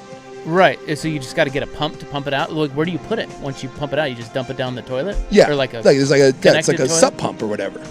Like someone comes in, there's like services that you it's can like just a camping toilet. Yeah. Trust me, having lived next to a squatter that shouldn't have lived on property, it is really frustrating. Now, the guy that lived next to me in La Center, he didn't have like a toilet thing, but he wasn't supposed to live there, and that dude caused so many problems, and he didn't care. And then all you can do is complain to the county, and they come and write him fines and whatever. He doesn't pay them. There's literally nothing you can do. It's like just. How long before this is on that Neighbors show? Well, hopefully someone doesn't get shot or something over this. But yeah, stuff like this is what causes people to snap. 100%. Well, and just, like, who are you, the homeowner? Like, come on, man. Well, like, have a little respect for your neighbors. But that's the problem, is the sort of people that do this. God. I mean, this was the squatter that lived on Souk Mountain for all those years. These people don't care. Like, they're just country folk, man. It can be Thunderdome. My guy lived in half a mobile home, and a blue tarp was one of the walls, and it was propped up with old washer and dryers. You think that guy cared? I mean, that was how he got down. You can't go to that guy and rationally ask him to be like, hey, Kevin, can you not do this? And he's like, sorry, I'm dealing with my tarp right now, and I need to find an extra washing machine to prop up my half a mobile home. That guy doesn't care. You send the county out there, and he just laughs at him. He's like, go ahead. Write me another lien on my property. Good luck. Hey, the mild spring has given our strawberry season a nice little boost. Oh, that's nice. Yeah. Cool spring weather. Who doesn't love a good strawberry? Oh, my God. Strawberries are so great. Yeah. It's high on my berry list. I don't know if it's number one, but I think it's number one on my berry list. Really? Yeah. I like a good raspberry. A good, an elite strawberry is better than anything else. Yeah, you can get bad ones. I think it's hard to find elite strawberries. That's the problem. Is can you find them? Because I'm with you. I think overall average, I'll go raspberry. I think raspberries and blueberries are easier to find. I like blueberries. But you find like a thing of strawberries, and it's like the perfect color. Like 1 out of 5 strawberries is an elite strawberry. Right. But you give me a handful of raspberry blueberries, I'll eat all those sons of bitches. Yeah, those are good. It's quantity over quality if you want the strawberry. I'm trying to picture the doo-doo hole here. They're doo-doo. I do love Anthony Newman. They're doo-doo also. That's one of my favorites. Do you guys grow anything at your house? Edible stuff? Legally Yeah. or? No, well, I guess that is legal. Hey, don't ask what a grown man is growing in his backyard. We have some blackberries, but they're not Just like bushes. Yeah, the neighbors have kind of let it grow, and so they've kind of there's like a little corner, and I kind of have to hack them down. But there's like I don't mean to grow them, but they're there. I have some blackberries, mainly because they're like impossible to get rid of. I just grow weeds. Like weeds just going everywhere in There the you house. Yeah. We have a lot of weeds too. We did have a guy, our neighbor behind us was growing weed in his backyard, but their house burned down. So What? yeah, What there's happened? a big giant fire on the inside. Like it was one of the most I'll never forget because they were pulling people out, the man and the woman. Oh God! And they looked like lifeless. But yeah, their house like burned down. So Did they die? not that I know of, but they haven't been back for months. When was this? This was a couple months ago. Oh my gosh! This is a while ago, but Stuff's popping off in Milwaukee. yeah, man. dude. Yikes. I will tell you though, if you have a bunch of fruit trees, it's kind of like when I lived on property, I had a bunch of fruit trees. It's overrated. The fruit is not nearly as good as you think it is, Yeah. and The animals. the animals Take 'em and a lot of it rots and it falls to the ground, and it's a lot of upkeep. Yeah. Because we had an apple tree, we had grapevines, we had a lot of berry bushes, we had peaches, and like you think you're just like picking these great apples that come from the grocery store. Nay. When you're not spraying all that stuff with chemicals, they're like brown and mealy and soft, and they are not. And when they fall to the ground because you don't want to pick them, they rot. It's Right. yeah. When I'm with you. When I moved there, I was like, "Oh, this is so cool. We'll eat all this fresh fruit." Nope. That thing sucked. Yeah, our neighbors had an apple tree back there, and all it did was bring deer. Yes. And the deer are cool. Yeah. But at the same time, the deer can be a lot. Yep. It was not Stupid deer. Yeah. Dumbass. That was one of those. It was a rude awakening. What you think it is versus the reality is entirely different. But the berries were good, like the blackberries. Those were nice. That's all we have time for. Oh, strawberry. Strawberry-sism. Yes. It's right now. Right now. Right up. Right now. Right up in here. This is in the news, May 20, 2026, brought to you by the Advocates, injury attorneys at advocateslaw.com. So we've got headlines coming up next. Going to tell you about Aaron Rodgers and some other cool stuff. NCAA adding a new sport. What? There's new sports? Yeah. I didn't know there was such a thing. Haven't we invented all the sports? Nope. All right. Can't wait. That's next on The Fan.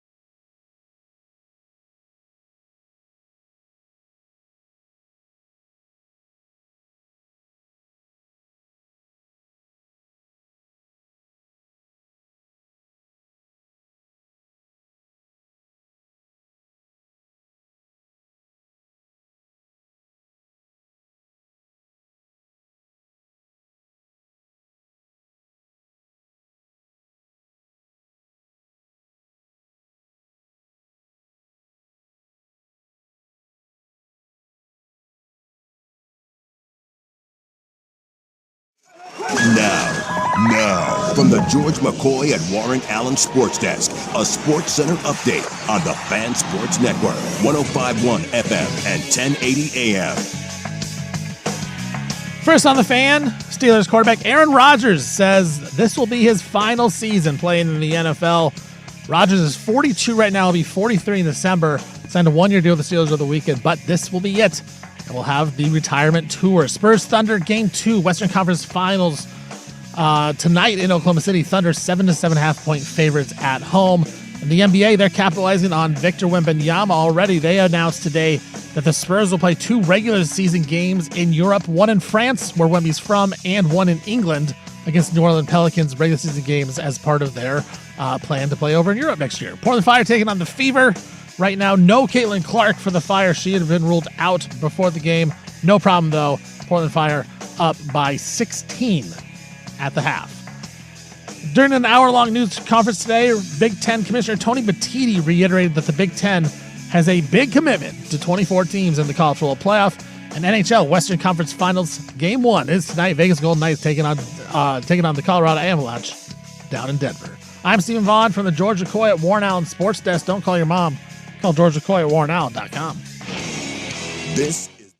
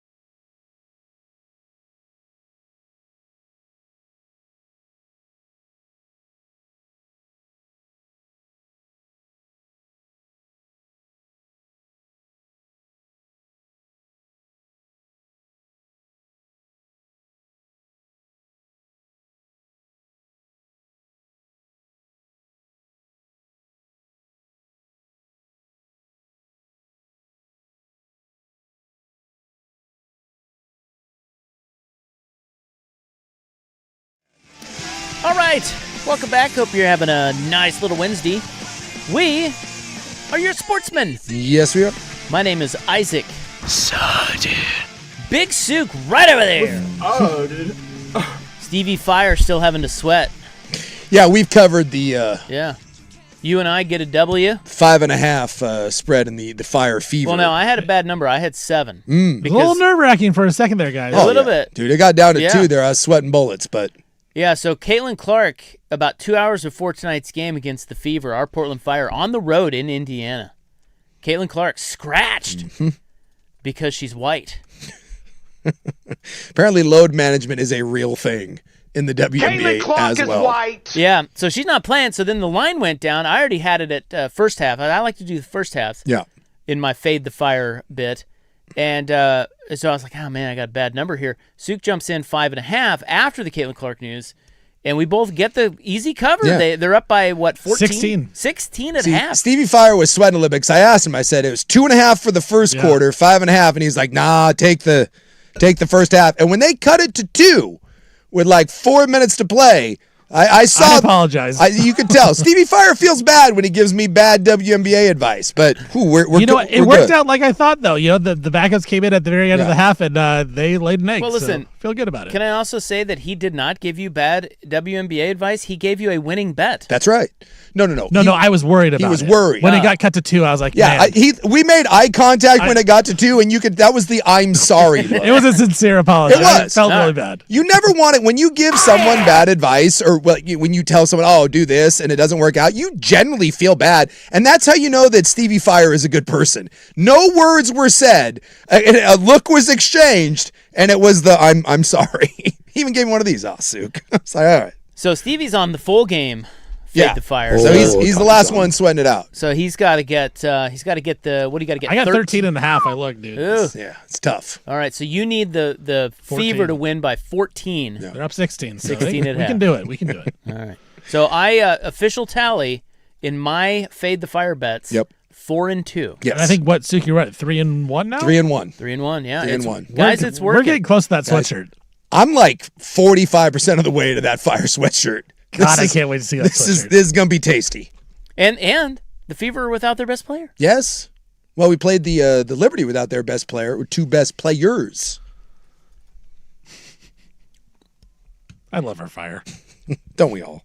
Yeah, exactly. Needs to be said. We love it. That being said, Clutch losses. that being said, we love our fire. Clutch losses. We're The Rose behind is you. awesome. Yeah. It's just Then we got Spurs Thunder here in 30 minutes? not necessarily this year.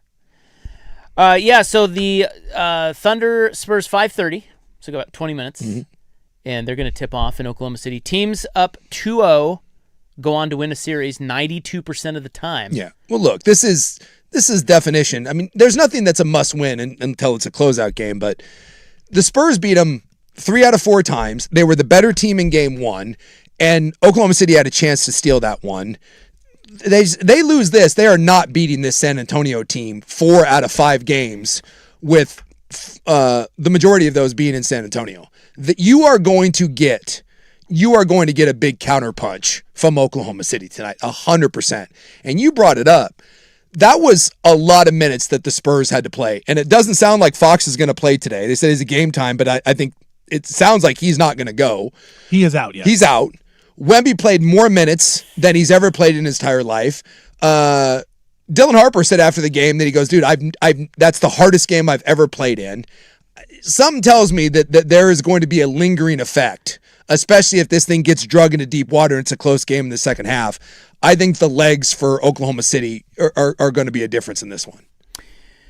Well, the Thunder might win this one by 30. It would be just like them to do that. Sure. But well, and if you're San Antonio, there's always a little bit of that. We already did what we wanted to do, and we got the split. There's always more intensity from the team that's 100%. Yeah. But if San Antonio finds a way to win this one, then I hate to say it, but you can kind of stick a fork in Oklahoma City. Bye, bitch. We also have hockey tonight. West Finals, Game 1. Between the Vegas Goldest Knights. The Goldest? The Vegas Goldest Knights. They are the Goldest. No. Except their jerseys are like that weird mustard yellow color, and it kind of bothers me. I don't like it either. It's like a Grey Poupon. It really bothers me. It does look like Grey Poupon. Yeah. And that's for me to poop on. I'm trying to picture the doo-doo hole here. I will be hate watching the Western Conference Finals because I hate Colorado as much as I hate any team in sport. And they're doo-doo also. I can't get behind the Golden. I can't get behind Vegas. Get behind our Hurricanes. Yes, the Fighting Dundons. Dude, Tom Dundon's team in hockey hasn't lost a game in the playoffs. No. And they'll play tomorrow night, but they play Montreal. They're in the semi. Like, dude, they could be in the finals. Yeah, this is the conference finals. That's Dundon's team. The T-shirts were kind of silly. What are people going to say if Dundon's team wins the title in the NHL? What are people going to say then? Isn't it so weird that your owner has one of the most successful teams in the NHL that could be on a Stanley Cup run? And dare I say, do the majority of Blazer fans want the Hurricanes to fail? I feel like there's like a real F that guy right now, like as opposed to, oh my God, that's our owner. Like I'm not a Carolina guy, but it kind of, I'm like, all right, well, I don't have anything else to root for. I go Carolina. I don't think that's the sentiment in this city right now. 1,000% it is. There's real people that are like, he needs to sell the team.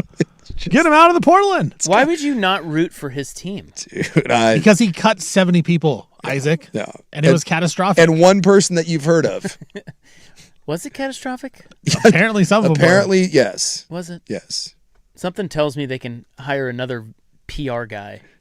I'm sorry, PR guru. Had another national writer today tweet, they're entering joke territory now. Wow. Because they cut Tina Thompson as a scout? Dude, I will tell you what. In the 23 years I've been doing this is one of the stranger... story isn't the right word. It's one of the stranger movements, feelings, just general vibes that I've seen in 20 plus years of doing this. It really is amazing because it's not the vocal minority. It has become a national story that ESPN is picking up. I mean, it was on Yahoo Sports. I mean, it is. It was on the front page of ESPN today. Shelby's tweeting about it. I mean, national writers are going in on it, and it's bizarre to me. I've never seen another team, whether it was the Timberwolves or anyone else that gets sold, that has had this level of, I don't know, freak out-ish over very seemingly behind the scenes moves. Some salespeople, some PR people got let go, and somehow now this is joke territory, and the team is spiraling. It's really crazy. So to Sean Reed is the person who tweeted, the league might need to force that Blazers owner to sell. This is crazy. So this. See, I went down the Sean Highkin rabbit hole. And you got to be careful with that because he's drumming that. Listen, he beating that war drum. I don't know him from Adam. I don't either. I think he's a pretty well-respected reporter. I think so. I think most people like him, yeah. But it sure seems like he is really one that is accentuating this narrative. Well, and I'm going to read you a few of the things that he has said on his account. He says, so this guy says the league might need to force that Blazers owner to sell. Sean Highkin says, I would not expect that to happen. Dundon's group hit the valuation the league wanted ahead of expansion, required 10-plus minority partners, and he had to sell 12% of the Hurricanes to come up with the cash to close, but they hit the number all the league cares about. Okay. Then he says, where's the one? Talk to one person who survived the cuts today who said it feels like they just looked at a spreadsheet of salaries and cut the highest ones without any regard for what anyone does and how important they are. Mm-hmm. Now, I have a problem with the real reporters reporting that. Yeah. Like, that is pure... Like, why is he saying that? That is pure speculation. I think... I honestly, truly... Jabari Young, who's a writer for Forbes, and again, a national guy, he's the one that said the Blazers are in joke territory. I truly believe this. I do. I think that it has become a hit piece. I think a lot of employees that had good working relationships... And remember, some of the PR people that got let go... You're now hearing about what good relationships they had with members of the media, including Bill Oram, Sean Highkin, guys like that. And I think what you're seeing now is those people are sending that message out. I think Lillard is involved in this a lot. I think a lot of this you're hearing now is coming from Lillard people that are retweeting a lot of stuff. And so I think you have a narrative there where a lot of people were very friendly with members of the media, and they have beat the drum that this is some sort of catastrophic thing that no one can come back from, and that only a joke organization would do this. And I think you're starting, to me at least, see a picture of why this is getting fanned by members of the media. But Highkin he's like supposed to be a real reporter. Well, like, I can see it with, like, I don't know, there's some guys that you can use for that purpose. He should be above that, should he not? But he's also someone that is probably getting all of his information from some of these people. Well, I know, but you don't have to report it. Like, you have a brain. Like, he's clearly putting this out, helping create this. You know what I mean? Like, it's almost like, here's my opinion, and I'm going to find quotes that match my opinion. Yeah, he's not supposed to have an opinion. He's a reporter. Yeah. It's not. This is a 100% opinion story. Yes. Now. Yes, it's all his There are opinion. no facts anymore. By the way, where is the post about who was kept and how good they are? That's not going to happen. No. Is it? No. Well, again, I go back to the Joe Freeman piece, and Bill Oram kind of referred to this. Bill Oram said something to the effect of, everyone knew how bloated the organization was and that this was going to happen, but then he said 70 seems like a lot. Are you effing kidding me? So you acknowledge that this was one of the more bloated staffs in the NBA, but you're like 70 seem like a lot. So you would have been fine had it been 50. So everyone knew that you don't make money, you spend more money and are bigger than most teams in the NBA. No one's arguing that. And so you're like, okay, he knew he had to clean house, but you didn't want him to remove what? And by the way, I don't know who the VP guy that was let go, or if the only one I know over there is Casey that got let go. Mm-hmm. And I feel bummed because I really like Casey and he's worked over there for a long time and that stinks. But we're getting this stuff from national reporters and local reporters are like, well, this person worked really well with Dame and he got fired. So, oh my God. So a media person who worked well with Damian Lillard's people, is now getting national publications saying that the organization is a joke for firing him. To me, it's pretty easy to see the line of why this thing is getting fanned. So here's another. Go ahead. I was gonna say, and it sucks because it makes it seem like we are almost celebrating these people getting fired, and we're not. It's just real. It's like being a rational human being. Yeah, and it's like, have people never been a part of companies that have been bought or taken over? Like at my old radio place, they got bought. Everyone got cut right away. This just happens. I saw one of the Timberwolves reporters, because the Timberwolves fired, depending on who you ask, right, it's somewhere between 40 and 60 people.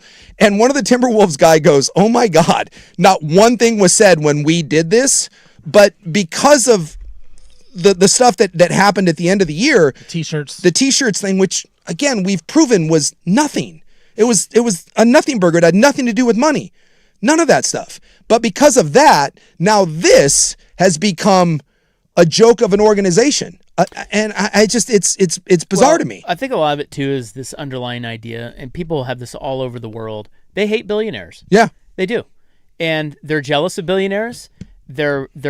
They think they're all scumbags. They think they should all just spend frivolously because they have so much money. Yeah. They cannot put two and two together that someone worth billions is actually trying to run a nice quality business. Yeah. And people, that's where a lot of this comes from. They just hate billionaires. Yeah. Period. And they're like, "Oh, you're going to cut 70 hardworking people." Well, yes, they are. He's the owner. He's the one that came up with the money to buy the team. Yeah. Not you. So yeah, he gets to make that decision. Now, the other thing too is it's not all just like, I think there's an assumption that it's all just frivolous cuts. Yeah. How do you know that? I don't. Like some of it is trimming dead weight. All I know is they're not, and then to report, for a real reporter to come on and say, "Well, I just talked to somebody who just happened to think, it just looked like they just went straight down the line." That's really, I think that's really kind of, that's bad journalism. I think it sounds like he's a good journalist. Yes, that's bad journalism. Here's another thing he said though. Let me get in a couple more things that he said. This is Sean Hyken, who covers the Blazers. He said, "There are fair conversations to have about whether the staff was too big and there was dead weight to trim relative to revenue, but there is absolutely no reason for you as a fan to care about that. You aren't seeing any of that money." Well, you won't see it. And the people that think that he's saying something that sounds pretty logical. Again, this is not about saving a few bucks here so that you can put more onto the team. This is about someone who looked at it and said, this is costing $100 million more than he thinks it should. So I'm going to look at that, and you don't make money. That's the part I keep going back to. I would love to hear one of these people that are screaming from the mountaintops of how awful the new ownership is and how they're just taking a knife to it for no reason. I go back to it. Everyone acknowledges that it was one of the biggest staffed and most expensive staffs in all of the NBA. No one's arguing that. No one. Everyone admits that. You ran a top 5 expensive and staffed squad, which, by the way, got you no success on the court. Can we agree with that? And you're also one of the worst revenue producing teams in all of the NBA. So someone explain to me how no success and no money coming in equates to someone buying the team and looking at it and okay, we don't make money and we spend more money than everyone else. I'm going to keep doing it that same way. Someone, please, for the love of God, one of these people that keeps writing these stories about how awful it is, explain to me that logic. You can't. You're running on emotion. You're just yelling and screaming because you liked the people that got let go, and I get that. And they give you information, and they're telling you how awful it is, and so you've now decided to beat the drums and fan the flames and say that this all is garbage before you've seen one iota of what this is going to look like actually on the floor. And quite frankly, in my 20-plus years, I've never seen anything like it. It's kind of shocking, including people going on national and other market radio and saying that the team is going to move. That he actually has an evil plan, all of the Seattle Sonics, to go on. We had 2 local supposed respected media members go on the air in Seattle and say his grand plan is to move this to Seattle. All right, here's a couple more. He says, I promise you Tom Dunnan isn't going to lower ticket or concession prices with the savings from these cuts, so you don't need to be on here defending them. And then this is my favorite Sean Highkin of the day. He said, so Mark Spears reported that Rashawn Gethers, VP of Basketball Communications, was let go. Yeah, and supposedly someone that people like. Again, I don't know him. So Highkin says, this is one of the really catastrophic and short-sighted ones I was alluding to yesterday that was clearly just number on spreadsheet and not tied to importance or job performance. Boy, okay, someone's going to need to explain to me how a PR guy, losing a PR guy is catastrophic. I'm sure you liked him, and I'm sure he made your job easier. But again, can't somebody else do that as well? But it's catastrophic? I don't know. They still have to have PR, so Yes. it's not like they cut the PR. I mean, like this is again, him saying that, it's like... And that goes to his other tweet where he says, you shouldn't care about these things. As a fan, you shouldn't care. He cares. But he cares. But he cares. Right. So And he's now- pushing this narrative Yes. of this is the worst thing ever. Yes. When And you by the just way, said you shouldn't care. Numbers on a spreadsheet. How does he know that? Yeah. Again, people are just making stuff up. Yeah. There's like, I'm just assuming, because I like him, Yes. I'm just assuming that he didn't have flaws in his game, or maybe he had a Or redundancy or yes, whatever. Exactly. Maybe he had a contract that they think, well, the person under him can do it for less and do it just as well. Again, it's PR. Yeah. It's not. It's freaking PR. Yep. It's not rocket science. No. Plenty of people in PR. How is that catastrophic? I don't know. So some of this language on here, Yeah, it's really, dangerous. It's really, really wild, coming from supposedly real journalists. I don't know. I'm with you, man. All right. Well, what else? What else? Well, now I'm trying to picture the doo-doo hole here. Well, I got to tell you what Aaron Rodgers said. Okay. Very big Aaron Rodgers news. And we'll have a segment on when fans get wild coming up on The Fan.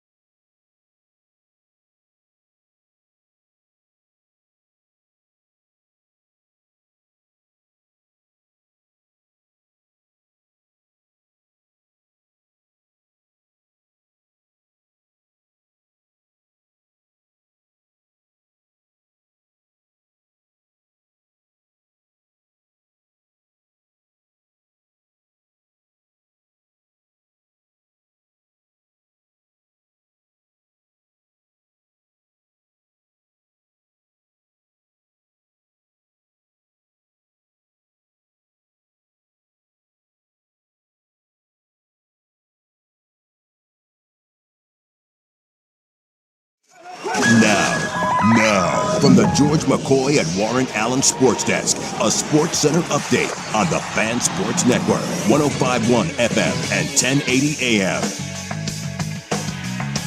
First on the Fan, Pittsburgh Steelers quarterback Aaron Rodgers announces that this will be his final season playing in the NFL. Rodgers will be 42 when the season starts and then be 43 in December. He signed a one-year deal with Pittsburgh over the weekend. Spurs taking on the Thunder here. Tip-off in just about 10-15 minutes. Spurs up 1-0 in the series. Thunder 7.5-point favorites going into Game 2. And the NBA announced today that Victor Wembanyama and the Spurs will play 2 regular season games next season in Europe, one in France and one in England against the New Orleans Pelicans. Portland Fire in action tonight taking on the Indiana Fever. Fever were without Caitlin Clark. She got scratched right before the game. Right now, midway through the third quarter, Fire down by 17 points. During an hour-long news conference with reporters today, Big Ten Commissioner Tony Petitti reiterated that the Big Ten Conference has a big-time commitment to 24 teams inside the college football playoff. And the Western Conference Finals and the NHL starts tonight. Vegas Golden Knights in Denver taking on the Colorado Avalanche. I'm Stephen Vaughn from the George McCoy at Warren Allen Sports Desk. Don't call your mom. Call George McCoy at warrenallen.com.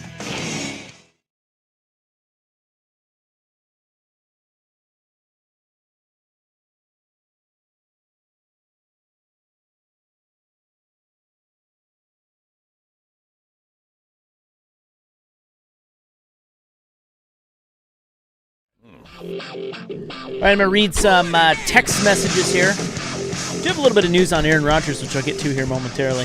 It's big news. It is big Aaron news. Rodgers is a generational quarterback, one of the great talents to ever play the position. So the fan text line can be reached at 503-864-6326. Just want to read a smattering of what we're getting here. You guys... Oh, no, I'm not going to read that one.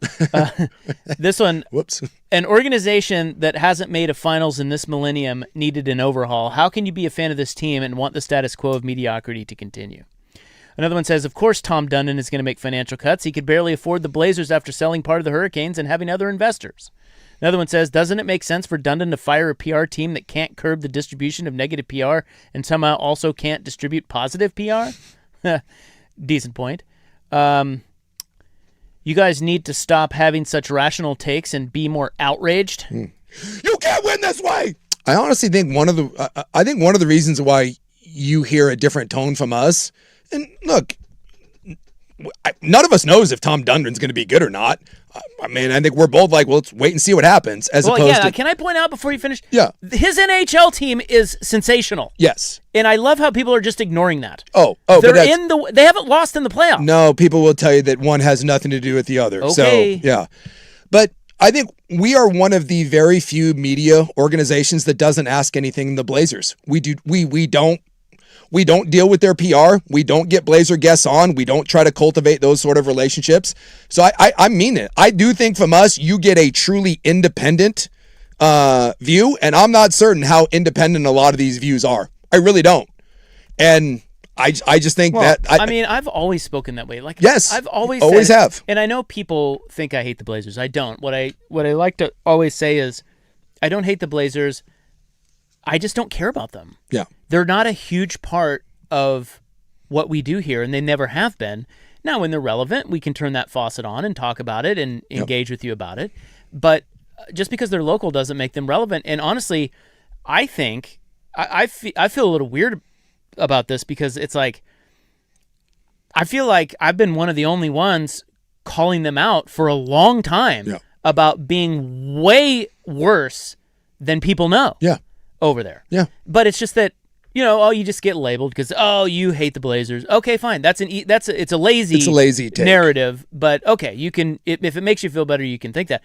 But this is the way I've always approached the team, and it is amazing. And one of the reasons for that too, by the way, is there's so many homers here. Yes. I don't really understand that.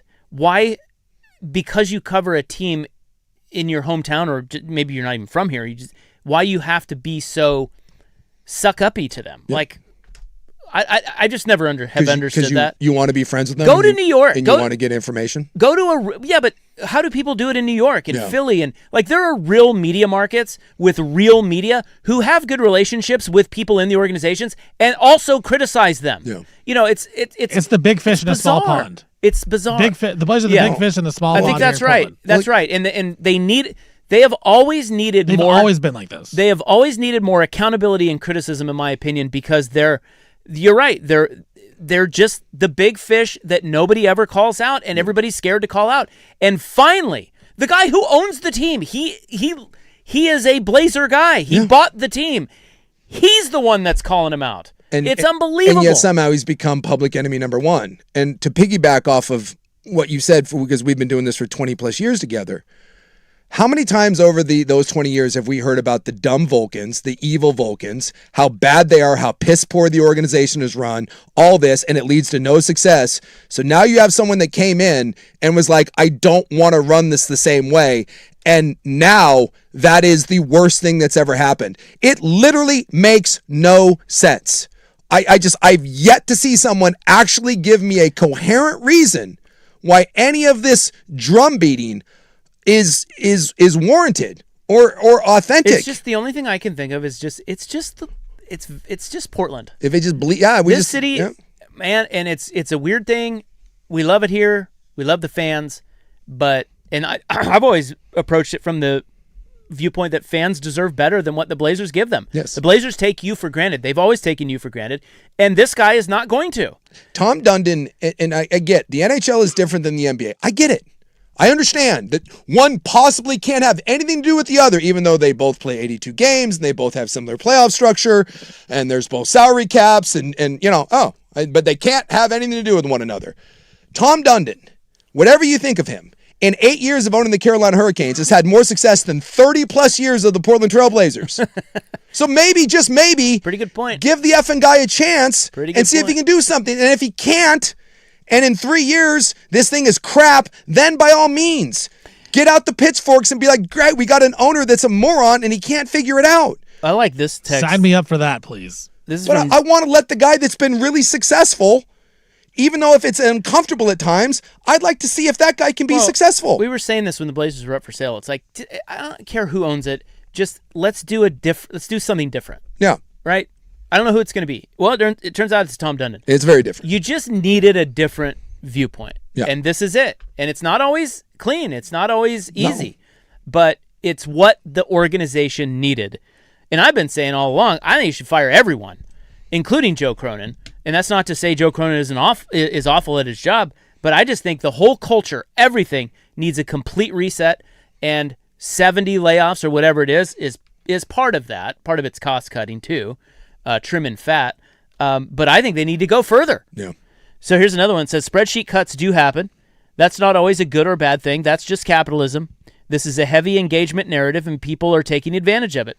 Until Pablo tells me otherwise, I'm going to give this guy the benefit of the doubt. And that's a good level-headed text too. Yeah. It's like it is capitalism, and that's another reason why people hate it. Yeah. It's like we're Portland. Yeah. We're anti-capitalism. Yes, we are. And so they see these things, and he's so right. It's just a trigger point. It's a jumping off point to bitch about the bigger issues that you have always hated. Yeah. Capitalism, billionaires, and they shove it into a box and think it's all the same. And it's not. He made his money off subprime mortgages, and that's another one. Yep. And so you just pile on that, and I think that's where a lot of this comes from. Yeah. I just don't think this would happen in a lot of other markets. It's happening here because we're very uniquely Portland. Yes. And that's what makes Portland great. Yep. It's not the worst thing in the world, but in this instance, it's not doing itself any favors with the new owner. It is not. There was one other... Luckily, I think that the new guy has pretty thick skin. And that's also what I love about him, is he's not getting defensive. He's just explaining, and he's also not cowering. No. He's like, no, this is what I do. And this ultimately will come down to, can you win? It sounds like, by all accounts, he is going to be really aggressive in the offseason, which you would think people would like. And he's gonna shove some chips into the middle, and it said, we're going to win, and we're going to try to win very quickly. And if they win, I'll bet you this tune turns around real quick. And if they don't, then you'll have ample reason to criticize him. But the one thing that he's not going to do is it will not be status quo here. That seems to be the given. And I thought that's what people wanted, was not status quo. And someone coming in and making changes and having higher expectations than rebuilding and being the 7th seed. Another one says, the anti-Dundon narrative is so very Portland. The Blazers have been a joke for years, and we're only propped up by Paul Allen's money. That's from JR. So we're getting, interestingly, on this topic, some good rational. We're just not getting a lot of pushback. Yeah. From that other side that's... Because I don't think they have rational arguments. I think their argument is me angry, mad, like this person, screw you, billionaire, F you. Spend all your money, spend every dollar possible on meaningless things. Yeah. I think the argument is one of logic versus passion, and I want to be mad and I want to be upset. This text says, Paul Allen was a bigger billionaire and a bigger fan. Yes. 100%. There were a lot of great things about Paul Allen. One of them was that the dude had a ton of money, and he did want to win. But what did you win? Again. Yeah. Paul was a great owner. He wasn't 100% on everything. He made a lot of mistakes. But we're also acting like Paul Allen is alive. Paul Allen died years ago. Yeah. Jody is not Paul. We just joked. I literally got laid off by Paul Allen. This was 2018, guys. I would also like to point out that Paul lost the building at one point, and he gave it back. And the Blazers have gone through multiple, over the 20 years we've been here, multiple times where they laid off massive amounts of employees with one of the richest owners in the NBA. And the building declared bankruptcy because they didn't want to pay for it anymore because it was seeping money, and they turned it over to Comcast Spectrum, Global Spectrum, out of Philadelphia. So even one of the richest men in America decided that he no longer wanted to waste money and said, F it. The building that he built, that's a good point, he gave to another organization. And he was the richest. Yeah. At that time, wasn't he like top 5 richest guys? It was one of the richest guys in the NBA. So. All right. Get off my porch. You've heard our opinions. Now go listen to Danny Meringue and see what happens. Because that's what I love about a sports radio station. You get lots of different opinions. When you have a full lineup, that's the whole idea. You got different guys with different opinions, and that's great. Yeah. That is what you get at the Fan. You don't have to turn the channel. No, he's entitled. Everyone's entitled to their own. But that, Stevie Fire, bang. My Thunder up 5-2 already, blowing out the Spurs. It's over. Oh wait, it's 5-5. Stevie Fire though, you're looking pretty good with that. 22, the Fire Trail. Feeling good, baby. Feeling pretty good. You need 14. See, this is where the back door. I know this is why I do. Gets nervous. Wide open. This is why I do the first half bets. Oh, yeah, that back door's swinging hard. It's swinging hard. Yeah. Maybe what if they put in Caitlin, close it out by 40? Dude. All right. Aaron Rodgers has announced something. It's about time. We'll get to that next.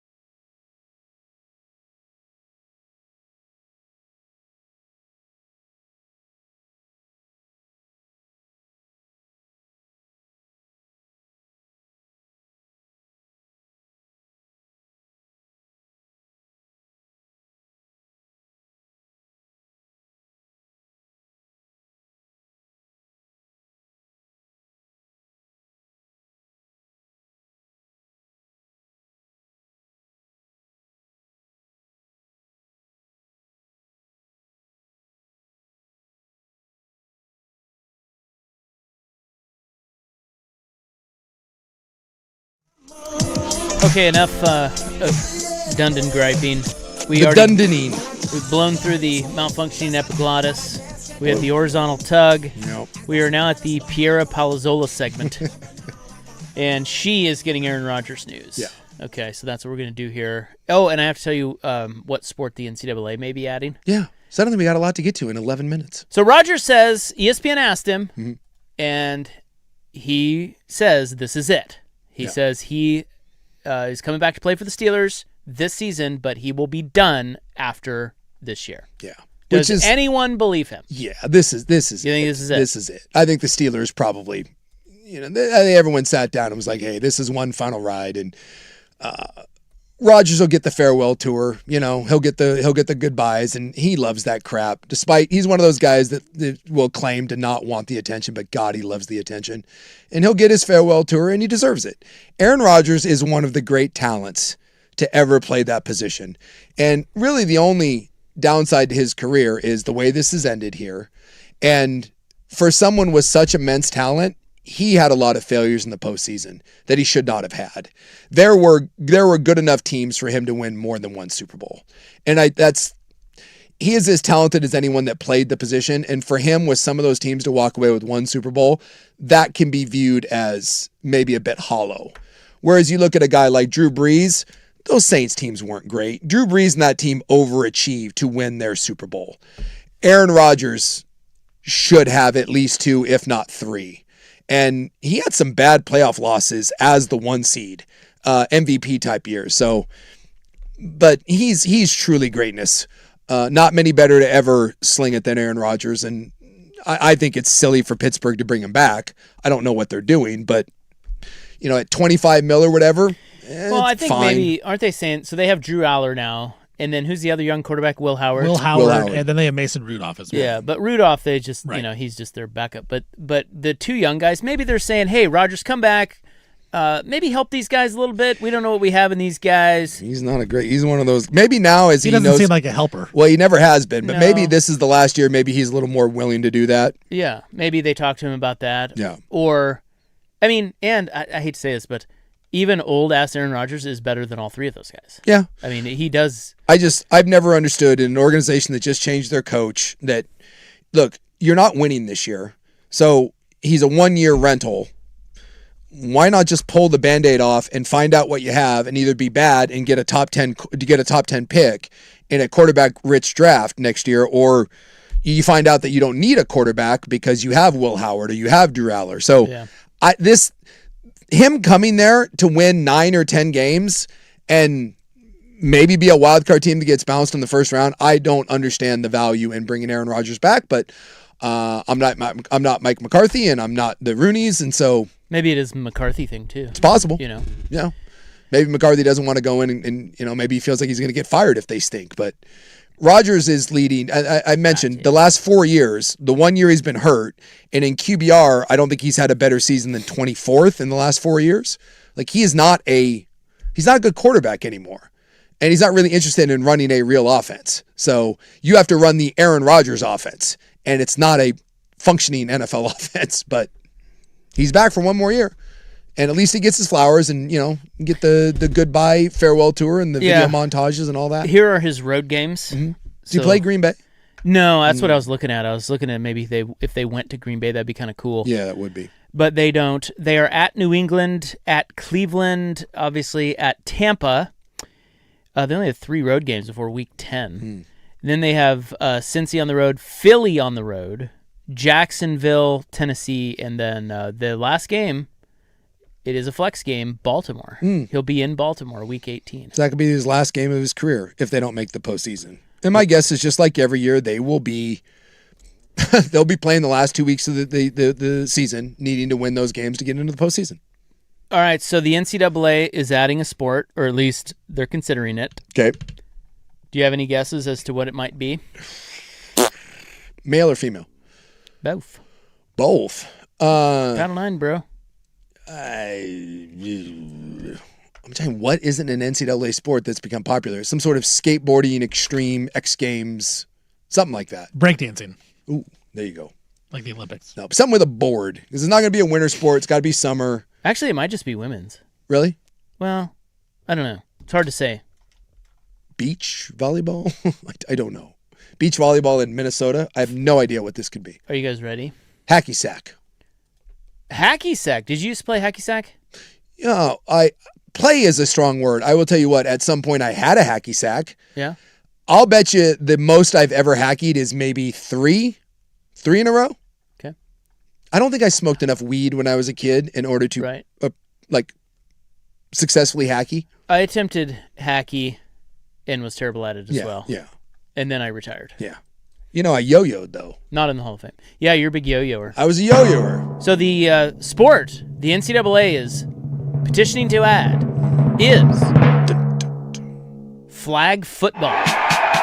Really? A real flag football team at your college. What do you think? I'm going to be honest. I got to ask a question because I may be biased because obviously I grew up playing real football. And I find flag football to be the candy ass of all sports. For men, women, hey. I think this is just women's. Okay, well that kind of makes sense. Is this really going to become a thing? I think they're trying to make it a thing. They're trying to make it a thing. I get it. Are we really going to? Does that have legs? Well, they're saying formal approval of the sport by each of the 3 NCAA divisions is expected to happen next year, though. Well, for women, it makes sense because they're not going to play tackle football. So I can see women's flag football, but does anyone want to watch flag football? They're saying the first national championship could be held as soon as spring of 2028. Well, nobody watches a lot of these sports. That's true. It does look like it is women's. Yeah, just Women women's. only. Yeah. Well, then I'm on board with it. If you're a male and you're like, I play flag football, it's such a knuckle dragging. Flag. FL. Freudian slip by you. I didn't Be say careful. You did. I didn't. You almost did. Oh, I heard a slight. It was close. We both God, looked at I mispronounce things like every other day. I know. I can't say golf. That's why we give you the benefit of the The doubt. L gets a little, But look, it was close. Somehow my Scandinavian tongue can't do the L sound. It was close. I'm just saying. Very unfortunate. If you're a guy and you play flag football. See, you did it again. No, I said flag. I know, but it's hard for you, and it's uncomfortable for us. If you play towel football, there you go. I'm not calling it. I can't call it the flag. It's done. If you play hanky football, I hate that I'm like this, but my response would be, well, they have that sport for men too, and you can play it. Put a helmet on. Seriously? Yeah, why do you hate you that you're like that? Because I don't want to be like, I don't want to be. There's too much testosterone flowing around, which is why you have 2 dumbasses that are trying to compete in some sort of old man decathlon. I don't want. By the way, I have news on that. Okay, we'll get in the coming up next. I don't want to be. Laugh. I don't want to be I thought that same thing. Every time he says that, want you say it in the same cadence, and it's great. I don't want to be that guy that's like, ITF football, man. But you are. I don't want. Occasionally, I am, and I hate it. And I can't. When it comes to hanky football, if someone was like, "Dude, I had an awesome game," and I'm like, "Oh, that's really cool. Who do you play for?" And they were like, "I play on the flag, whatever." I'd be like, "Oh my, really? Hanky. You play hanky football? Go play real football. It's right there. Just sign the waiver, and People you just don't want to play real football. Well, football guy is just code for you're kind of an ass. Yeah, and I admit it. I'm bad about that. But people don't want to do that. They like football, but they don't want to. Smart people don't want to play football. No offense. I mean, they don't want to get your bell rung.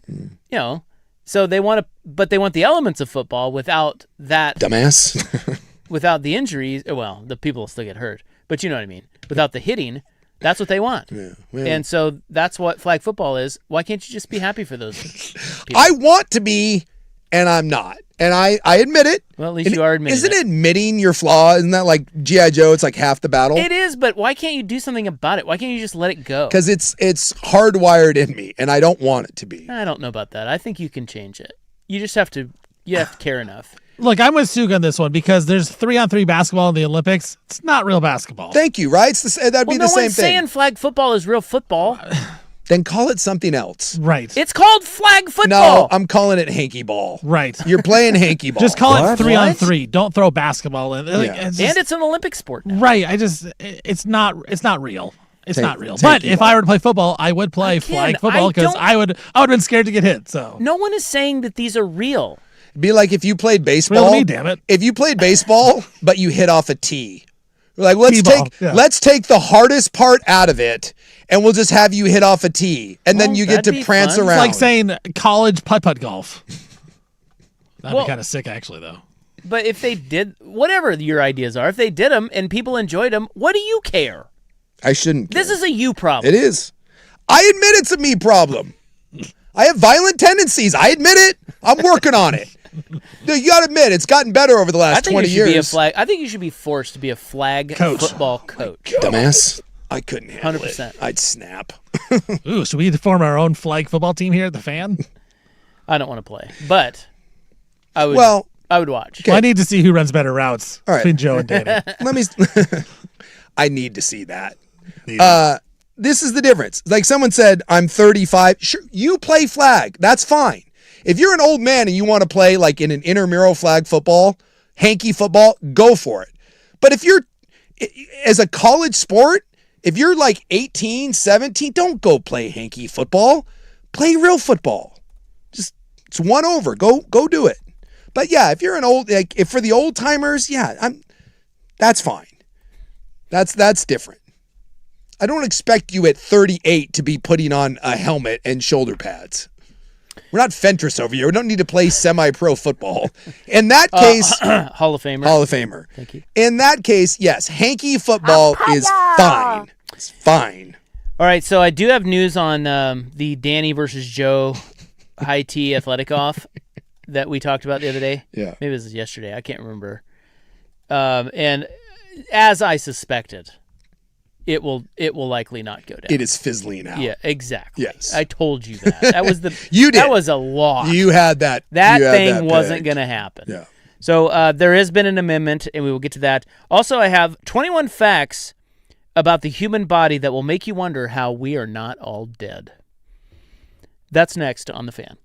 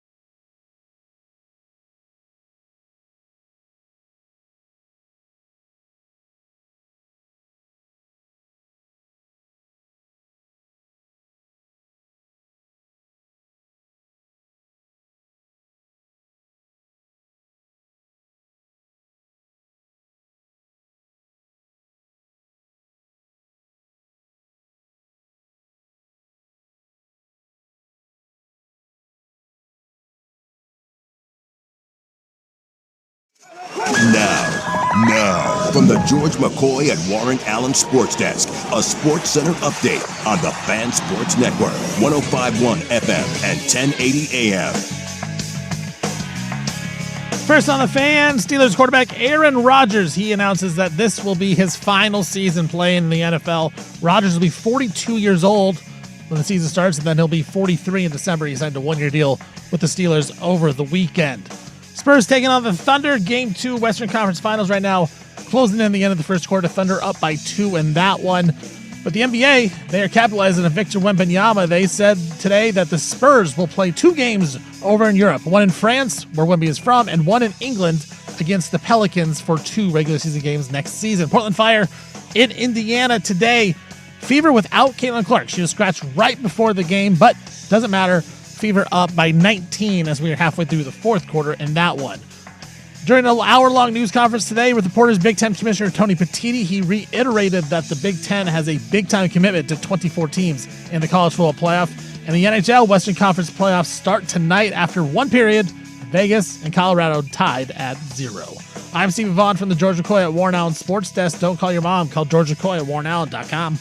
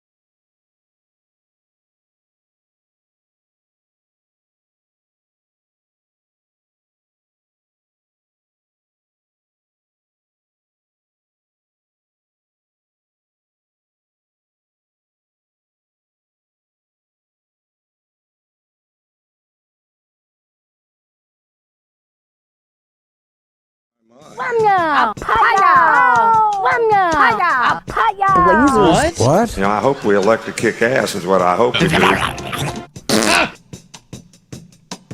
Okay, we apologize. It's time for the club, baby. On 105.1 and 1080, The Fan. Hoo-wee. Hello.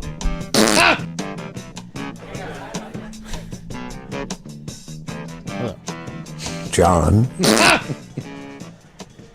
What's going on out there, my little sports bunnies? I don't know. Good sports night. We got a tied hockey game.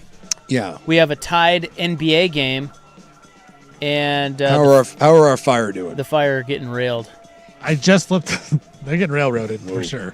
Just flipped it on. Fever up by 18. Right. 4:44 left. So we're looking for backdoor wide open here. Steve, you need 13? I need 14. Luckily, they just took out Aaliyah Boston. They had the Fever had their starters in, but looks like it might be. Shawarma could be. Shawarma. He could be pushing for that backdoor cover. See the backdoor king. Yeah, he's heard the show. He knows what's up. Right in the butt. Whoa. Yeah, it's pretty rough.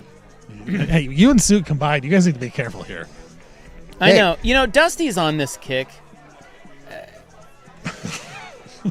Well, yeah, boy. It's starting to bother me that. And Steven had one today. I'm going to distance myself from this. What? You had one today. We were talking about before the show. Because Dusty came over and he said, let's play the new fun game of Is It Sexist? I'm getting a little tired of everything you say about the Fire. If it's critical, it's sexist. Well, you're sexist. I hate you. So today, Dusty goes, is it sexist if we play Ladies' Night? Oh, yes, it's Ladies' Night. And I'm feeling right. Why is that sexist? Well, hold on. Because he wanted to play it for the promo, because they had 2 different... Yeah, I think on maybe Instagram, maybe or social media or something. Yeah, for the Fan, because we have the Fan Sports Network, and we have the Thorns and the Fire on the same night. Yes. And it's the only games we're playing is those 2 games, so he wanted to play Ladies' Night. That seems like a great fit. That's what I said, and Steven was like, oh, it's sexist. Why is that sexist? Sexist might be the wrong word, but I feel like if this was a back-to-back Ducks game, like we're going Ducks men basketball, Ducks men baseball. It's raining men. Yeah, we're not going. It's raining men. Well, here's we're the going like, oh, we're gonna pump up. Can we Also something like that? Like we're not going. Hey, we're going to the club because it's ladies' night. Can we also admit something? They're competitors too. They are, but can we admit that part of the rise of the WNBA has been them embracing the sex appeal of it?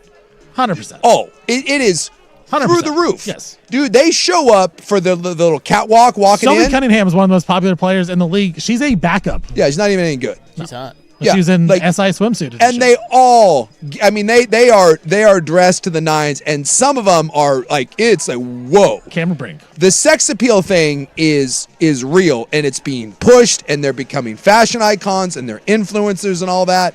So the days of, well, we're competitors and our sexuality has nothing to, that ship is gone, man, because they've all leaned into it. And by the way, awesome, great. Get paid, do it. Get the endorsements, lean into it, all that stuff. Guys, do it. I mean, Tom Brady's out there shirtless with his butt chin, walking for Gucci and all that. Tell you what, he looks good. No one criticizes a man when they do it, and I'm not going to criticize a woman when she does it. But acknowledging Jetfish gets me hot. But acknowledging that it's two women's sports that are playing on the same night, it's not sexist. I know. I think it's fun. It's fun. It's cheeky. I feel like there could have been a much better song choice, but. So sexist, wrong word. Well, then the other day, look at Stevie Woke over there now. Yeah, totally, Stevie Woke. The other day I walk in and Dusty's like, "Yeah, kind of sexist." Yes, I'm like, "Shut up! What are you even doing here?"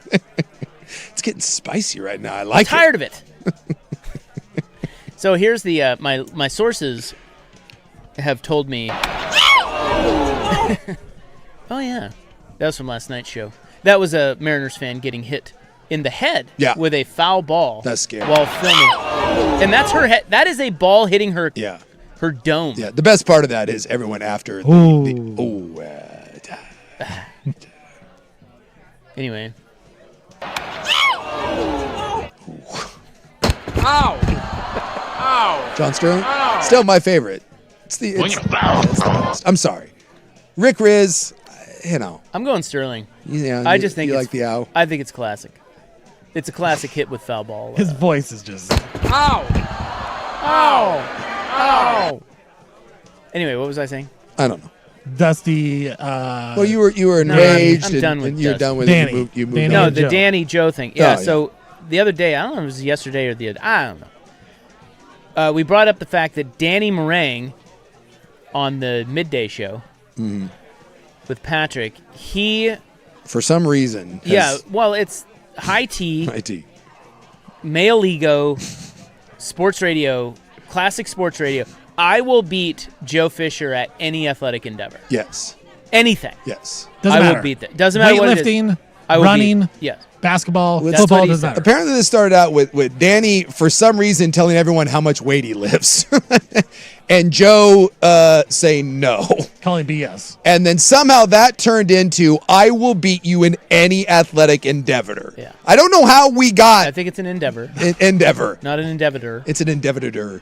I don't know how we got here, the Dundee of it, but somehow this is where we're at. Kind of got screwedy over. And so it started out as they're going to do some sort of decathlon, which I just thought was amazing. Sad, but also amazing at the same time, where they came up with golf, a round of golf, one-on-one basketball, one-on-one football, batting cages, and then a 40-yard dash, I think.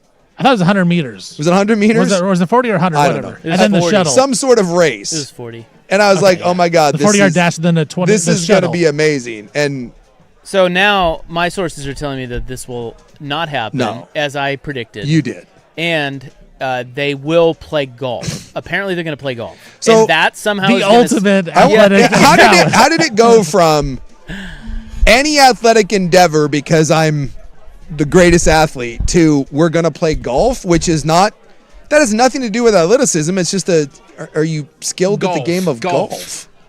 Yeah. So you were so spot on. Yeah. It just wasn't Put it gonna happen. in. No. Great idea. It was. Would have been great for the fan. Yeah. It was fun while it lasted, but yeah. We were going to be out there commentating. Yeah.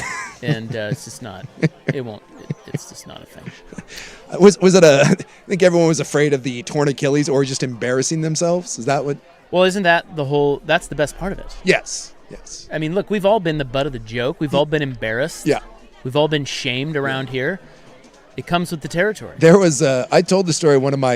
Can't avoid that. One of my buddies from high school. I see him once in a blue moon. He shows up at a remote or something. I bump into him. He was the coach, I believe, of Camas, the Camas girls basketball team. Is that sexist that I said that? As opposed to just the Camas basketball team? Yeah, I think that's sexist. I'm canceled. You can't say that. Steven. Let's go to Stevie Woke. Yeah, dude. Is that okay that I say that? Double figure. Is that okay? Women's basketball? Women's basketball. I don't know. Actually, in high school, they're not. I don't know if it's women's basketball. But, like, if it's college, if you're talking about a college basketball team, you have to say it's the women's team. Okay. It's not the girls' team. Well, he was coaching the Camas women's team. And they were getting ready to play state. They were, I guess, one of the best teams in the state. So he wanted them to get some like rough and tumble competition to get them ready. So he decided it would be a great idea to call up some of his friends that I knew also from high school. So he assembled a group of 40-somethings to get together and scrimmage against his women's team getting ready to go play state. Needless to say, sources close to me said about 3 minutes into the game, one of the guys that I went to high school with, who I will not name to not shame him, he popped his Achilles. Oh dear. And I couldn't when You can't win this way. When I found that out, I was in tears. And I don't want to root for someone to get hurt, but oh my God. In that I would have wet my pants laughing, knowing that like 3 minutes in, and he was trying to play some tough D or something, and then just down he got. He got crossed over by a 16-year-old girl and he popped his Achilles. Well, if they golf, I guess we'll report on it. Yeah. But It lost a lot of disappointing, too. Had a lot of potential. Does anyone care if someone's better? Like the golf? Nah. I mean, well, I know it doesn't.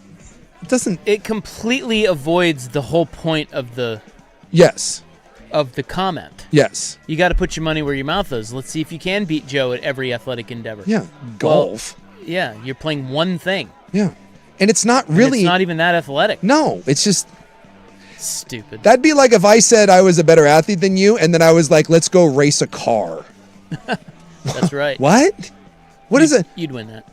This is breaking news. Guys, Was it sexist? we did it. Fever 90, Fire 73. Nice. We all won. Another dub. We all won. Fade the fire. It's working. Listen, we love our fire. Even with a bad number, man. Yeah, we got bad numbers and we still won Whew. I always. because of the Caitlin Clark thing. We had to sweat that one out. We did. All of it. By the way, guys, I'd like to point out that you guys both athletically suck. I am a superior athlete, and to prove it, I want us to play darts.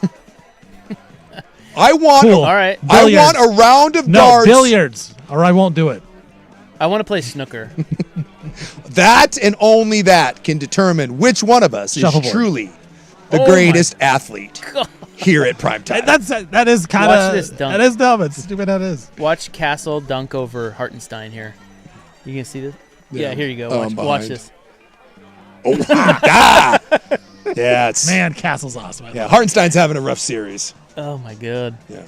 Anyway, I notice how you're ducking my darts competition. yeah, I'm not playing. I don't like darts. I think darts. I are can, kinda- hey, you're the superior athlete. I will lose Yeah. that one. How about this? What if a male actually says, "You know what? You are the superior athlete. Congratulations." How about that? See, I think that's racist. I somehow. do, and sexist as well. Both. It's really it's the Ageism, too. Yes, it's all. I'm offended. I am. I think we should hire a Portland sexist comment czar and have them sit right over there in that chair. Oh, it's gonna be A sexist expert. Yeah, and buzz in whenever they think something is sexist. Yeah. It's the least we could do. Have you ever seen the show? You watch Rooster, right? Yeah. Yeah, it's Steve Carell plays a guy that gets sucked into being a professor at a really, really hoity-toity, super left liberal arts college.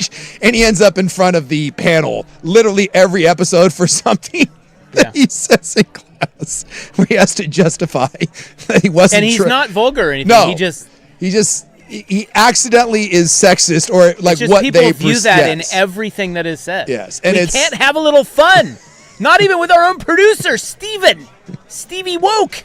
It's the first time I really pushed back on anything. And this is why we're not going to have I expect better from you. This is why we're not going to settle our athleticism debate with a game of pool. Not with that attitude. Oh, man. Your show's better than this. Push-ups right now. Let's go. That's too athletic. Responsibility to your audience to be more responsible. Somebody texted the other day and they said, I love you guys, but sometimes I wonder how the hell you haven't been canceled. It's a good question. It is, but I think...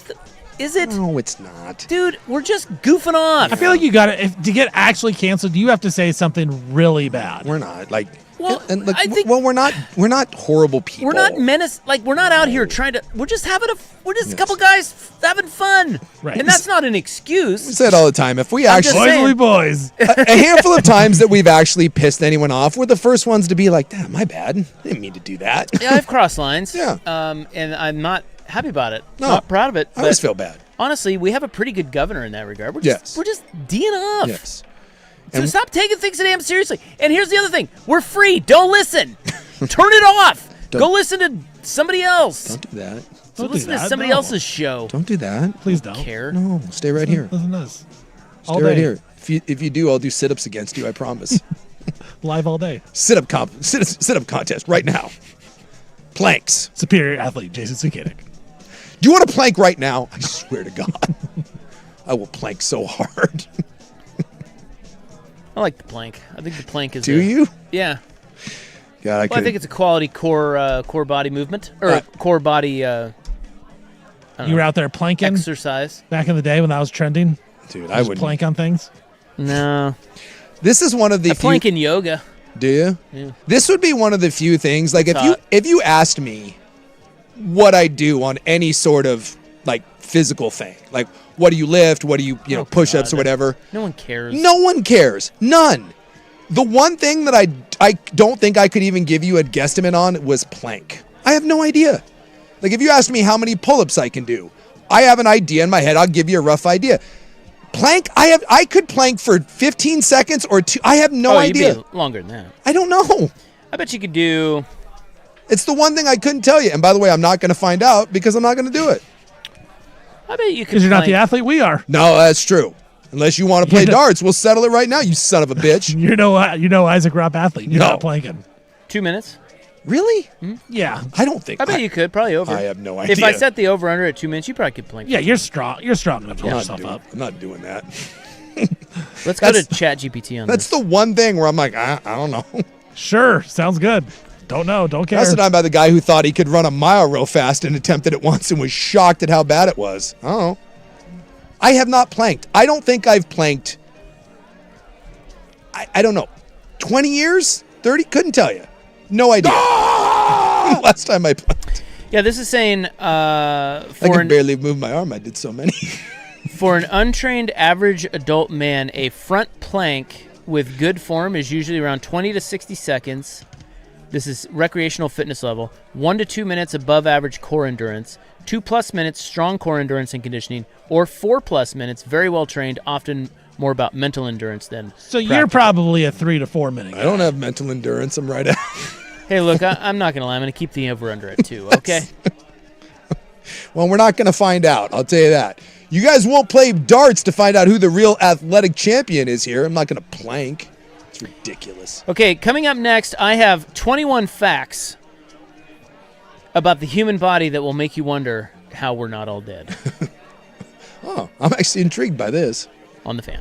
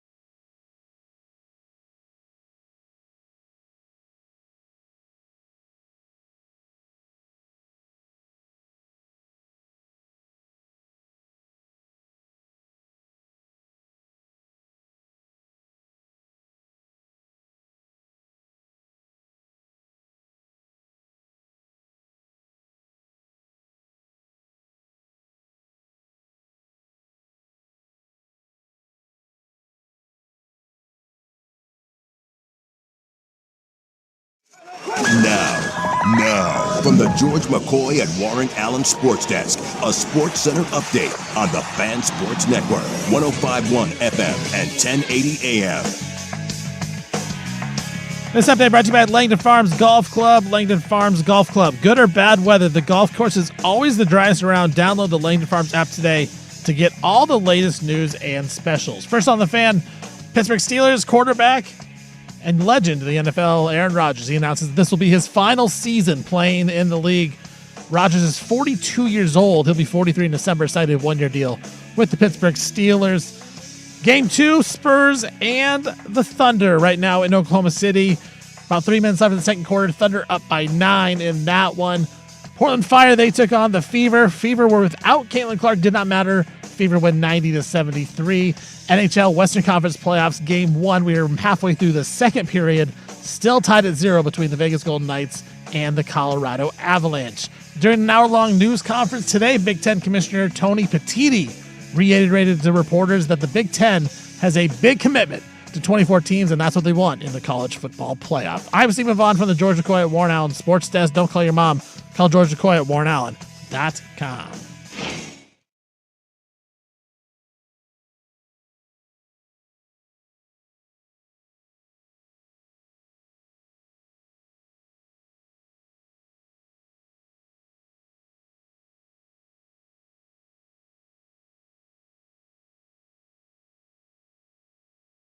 From here.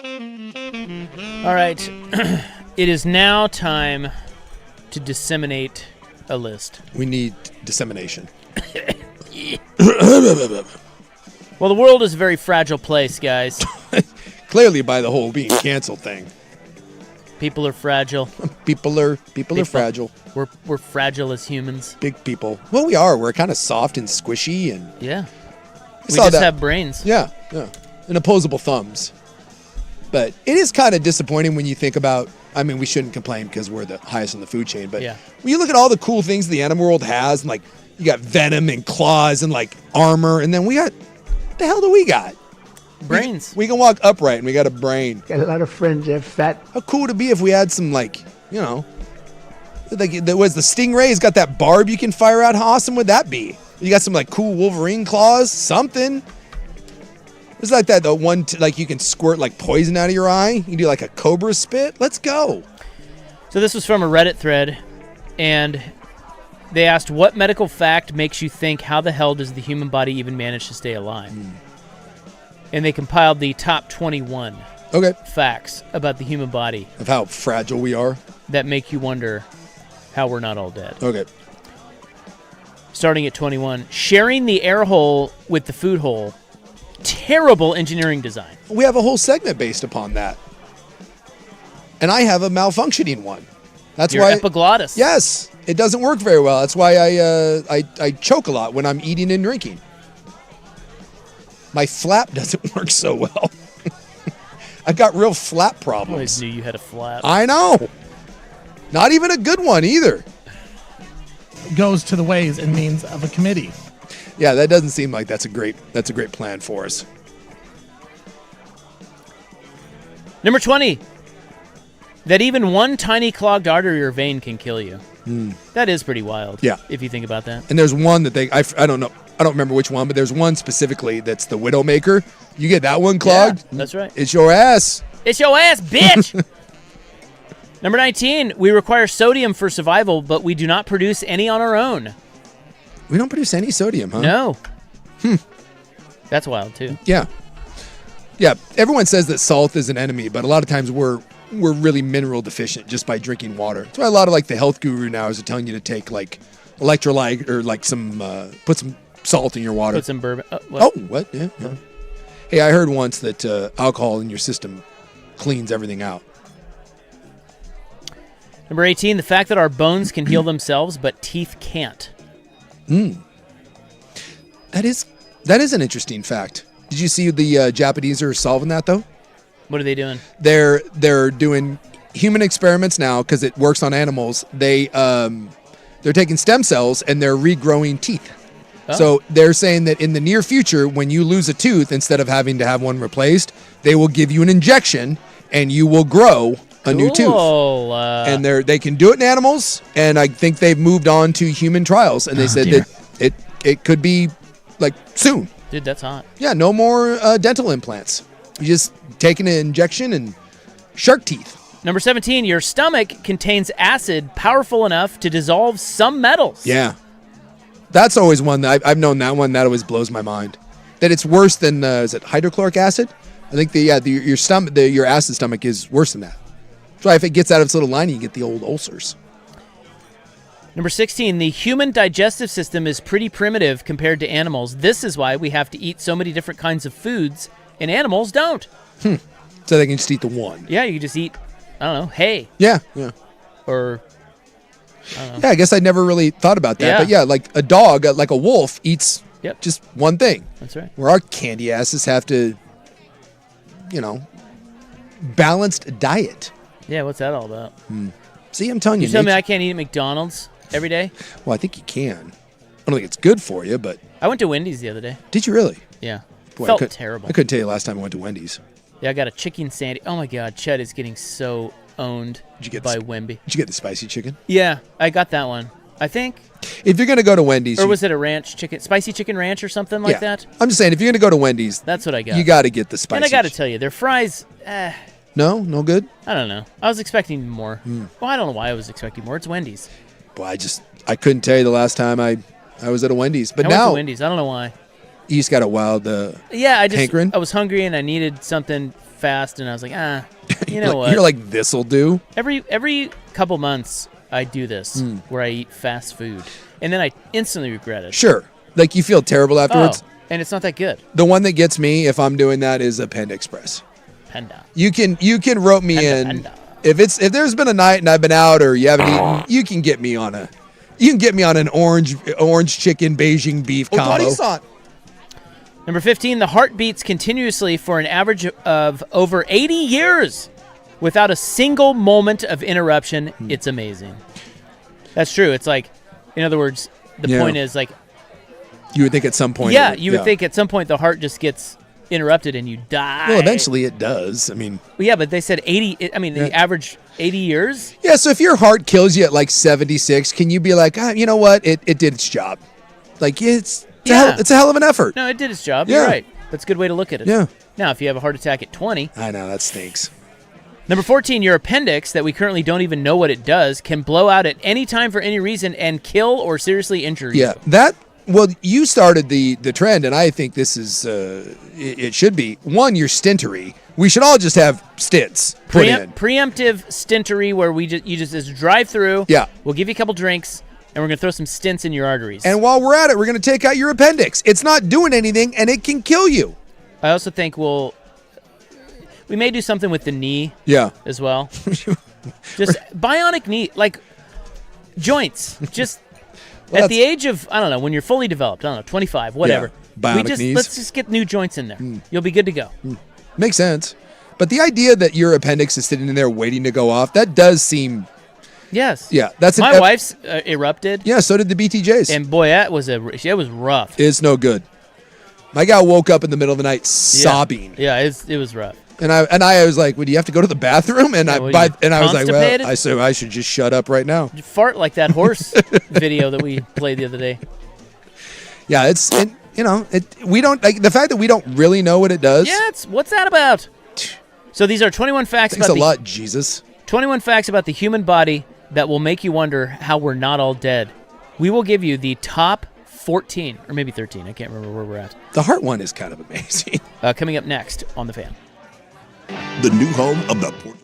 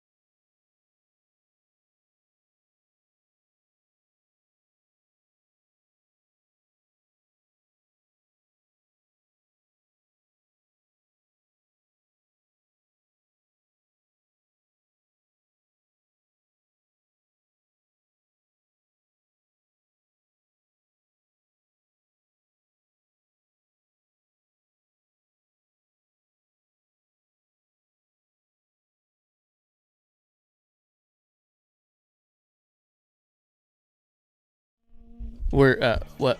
Who, what, when, where? Hello? Talking about our heart. Yeah, baby. Yeah, we were talking shop. Norm Macdonald does have you heard Norm Macdonald's bit on that? On what? The Shop? the heart attack. He does a great bit about how your heart's just sitting there waiting to attack and kill you. It's like, thought about attacking it back. He talks about, like the shocker, the paddles. He's like, I'm just going to start preemptively shocking my heart. It's waiting to attack and kill me.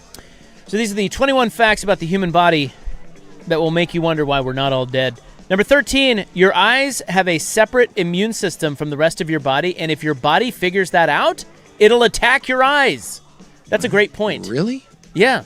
I had no idea. Our eyes are operating. Dude, the body's so stupid it doesn't even know it. Well, that's cancer, right? Stupid. Yeah, right. Yeah. Exactly. Figure it out, dumbass. Yeah, right. Number 12, the fact that humans need to sleep basically a third of our lives, all that time not contributing toward our survival, and in prehistoric times being vulnerable to predators. Yeah, that doesn't seem very efficient, right? Nope.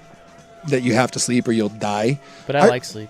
I follow like a medical oddities page, and there was, I want to say it was like in the 80s or 90s, a guy had something go cuckoo in his brain, and he couldn't sleep.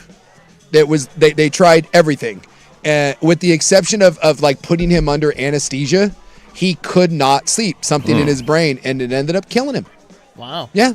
Yeah, because, I mean... Yeah, he couldn't sleep. You just have like to... he deteriorated, and... You just have to sleep. He went to experts, and they tried everything, and it didn't do it, and he ended up dying due to... I don't remember exactly what killed him, but lack of sleep.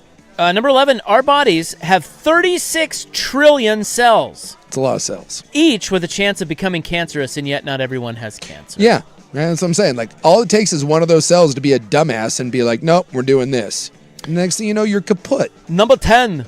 The human body is so covered with germs inside and out that the minute we die, we begin to rot. Yeah. That's because our immune systems work tirelessly to keep bacteria at bay. Yeah. You ever seen like the microscopic look of like your eyelashes? Don't. It's awful. There's all kinds of little creepy crawlies cruising around on there. Ugh. Number 9, been a while since I did my gross anatomy cadaver lab course, but still remembering being just a little freaked out by the phrenic nerves. You mean that tiny little string is keeping me alive? Yeah. Yeah, if you've seen the diagram of the nervous system, right? Where they pull it all out. It's amazing. The human body is the most incredible thing. And if you like is the power plant one in there? Like the amount of energy it would take to power our body? Let's find out together. The equivalent of it? These are the 21 facts that will make you wonder how humans are not all dead. Number 8, your immune system can wake up one day and decide in various creative ways that it hates you, and that various parts of your body must either be destroyed or prevented from functioning correctly. Autoimmune disorders. Number 7, by age 30, most people have enough spinal deterioration to be seen on an MRI.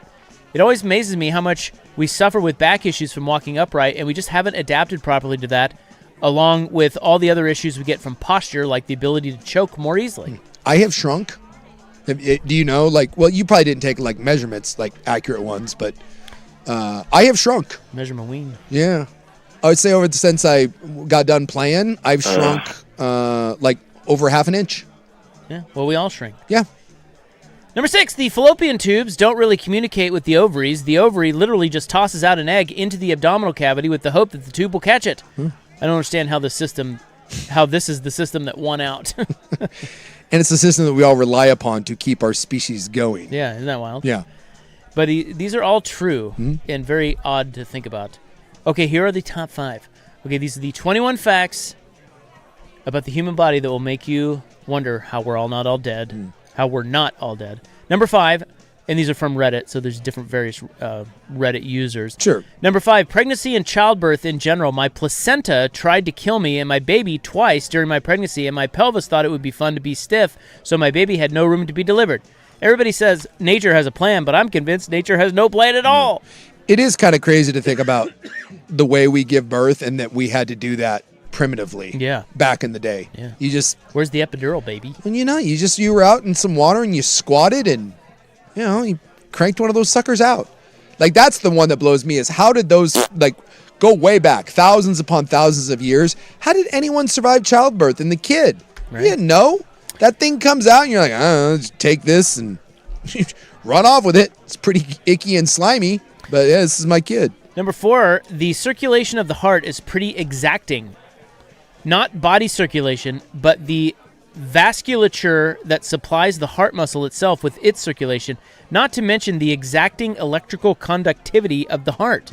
On one hand, the heart can compensate for a lot of disruptions to either of those two functions and still keep a person alive, but on the other hand, you can be killed by a bout of constipation causing excessive nerve stimulation. It's insane and also miraculous at the same time.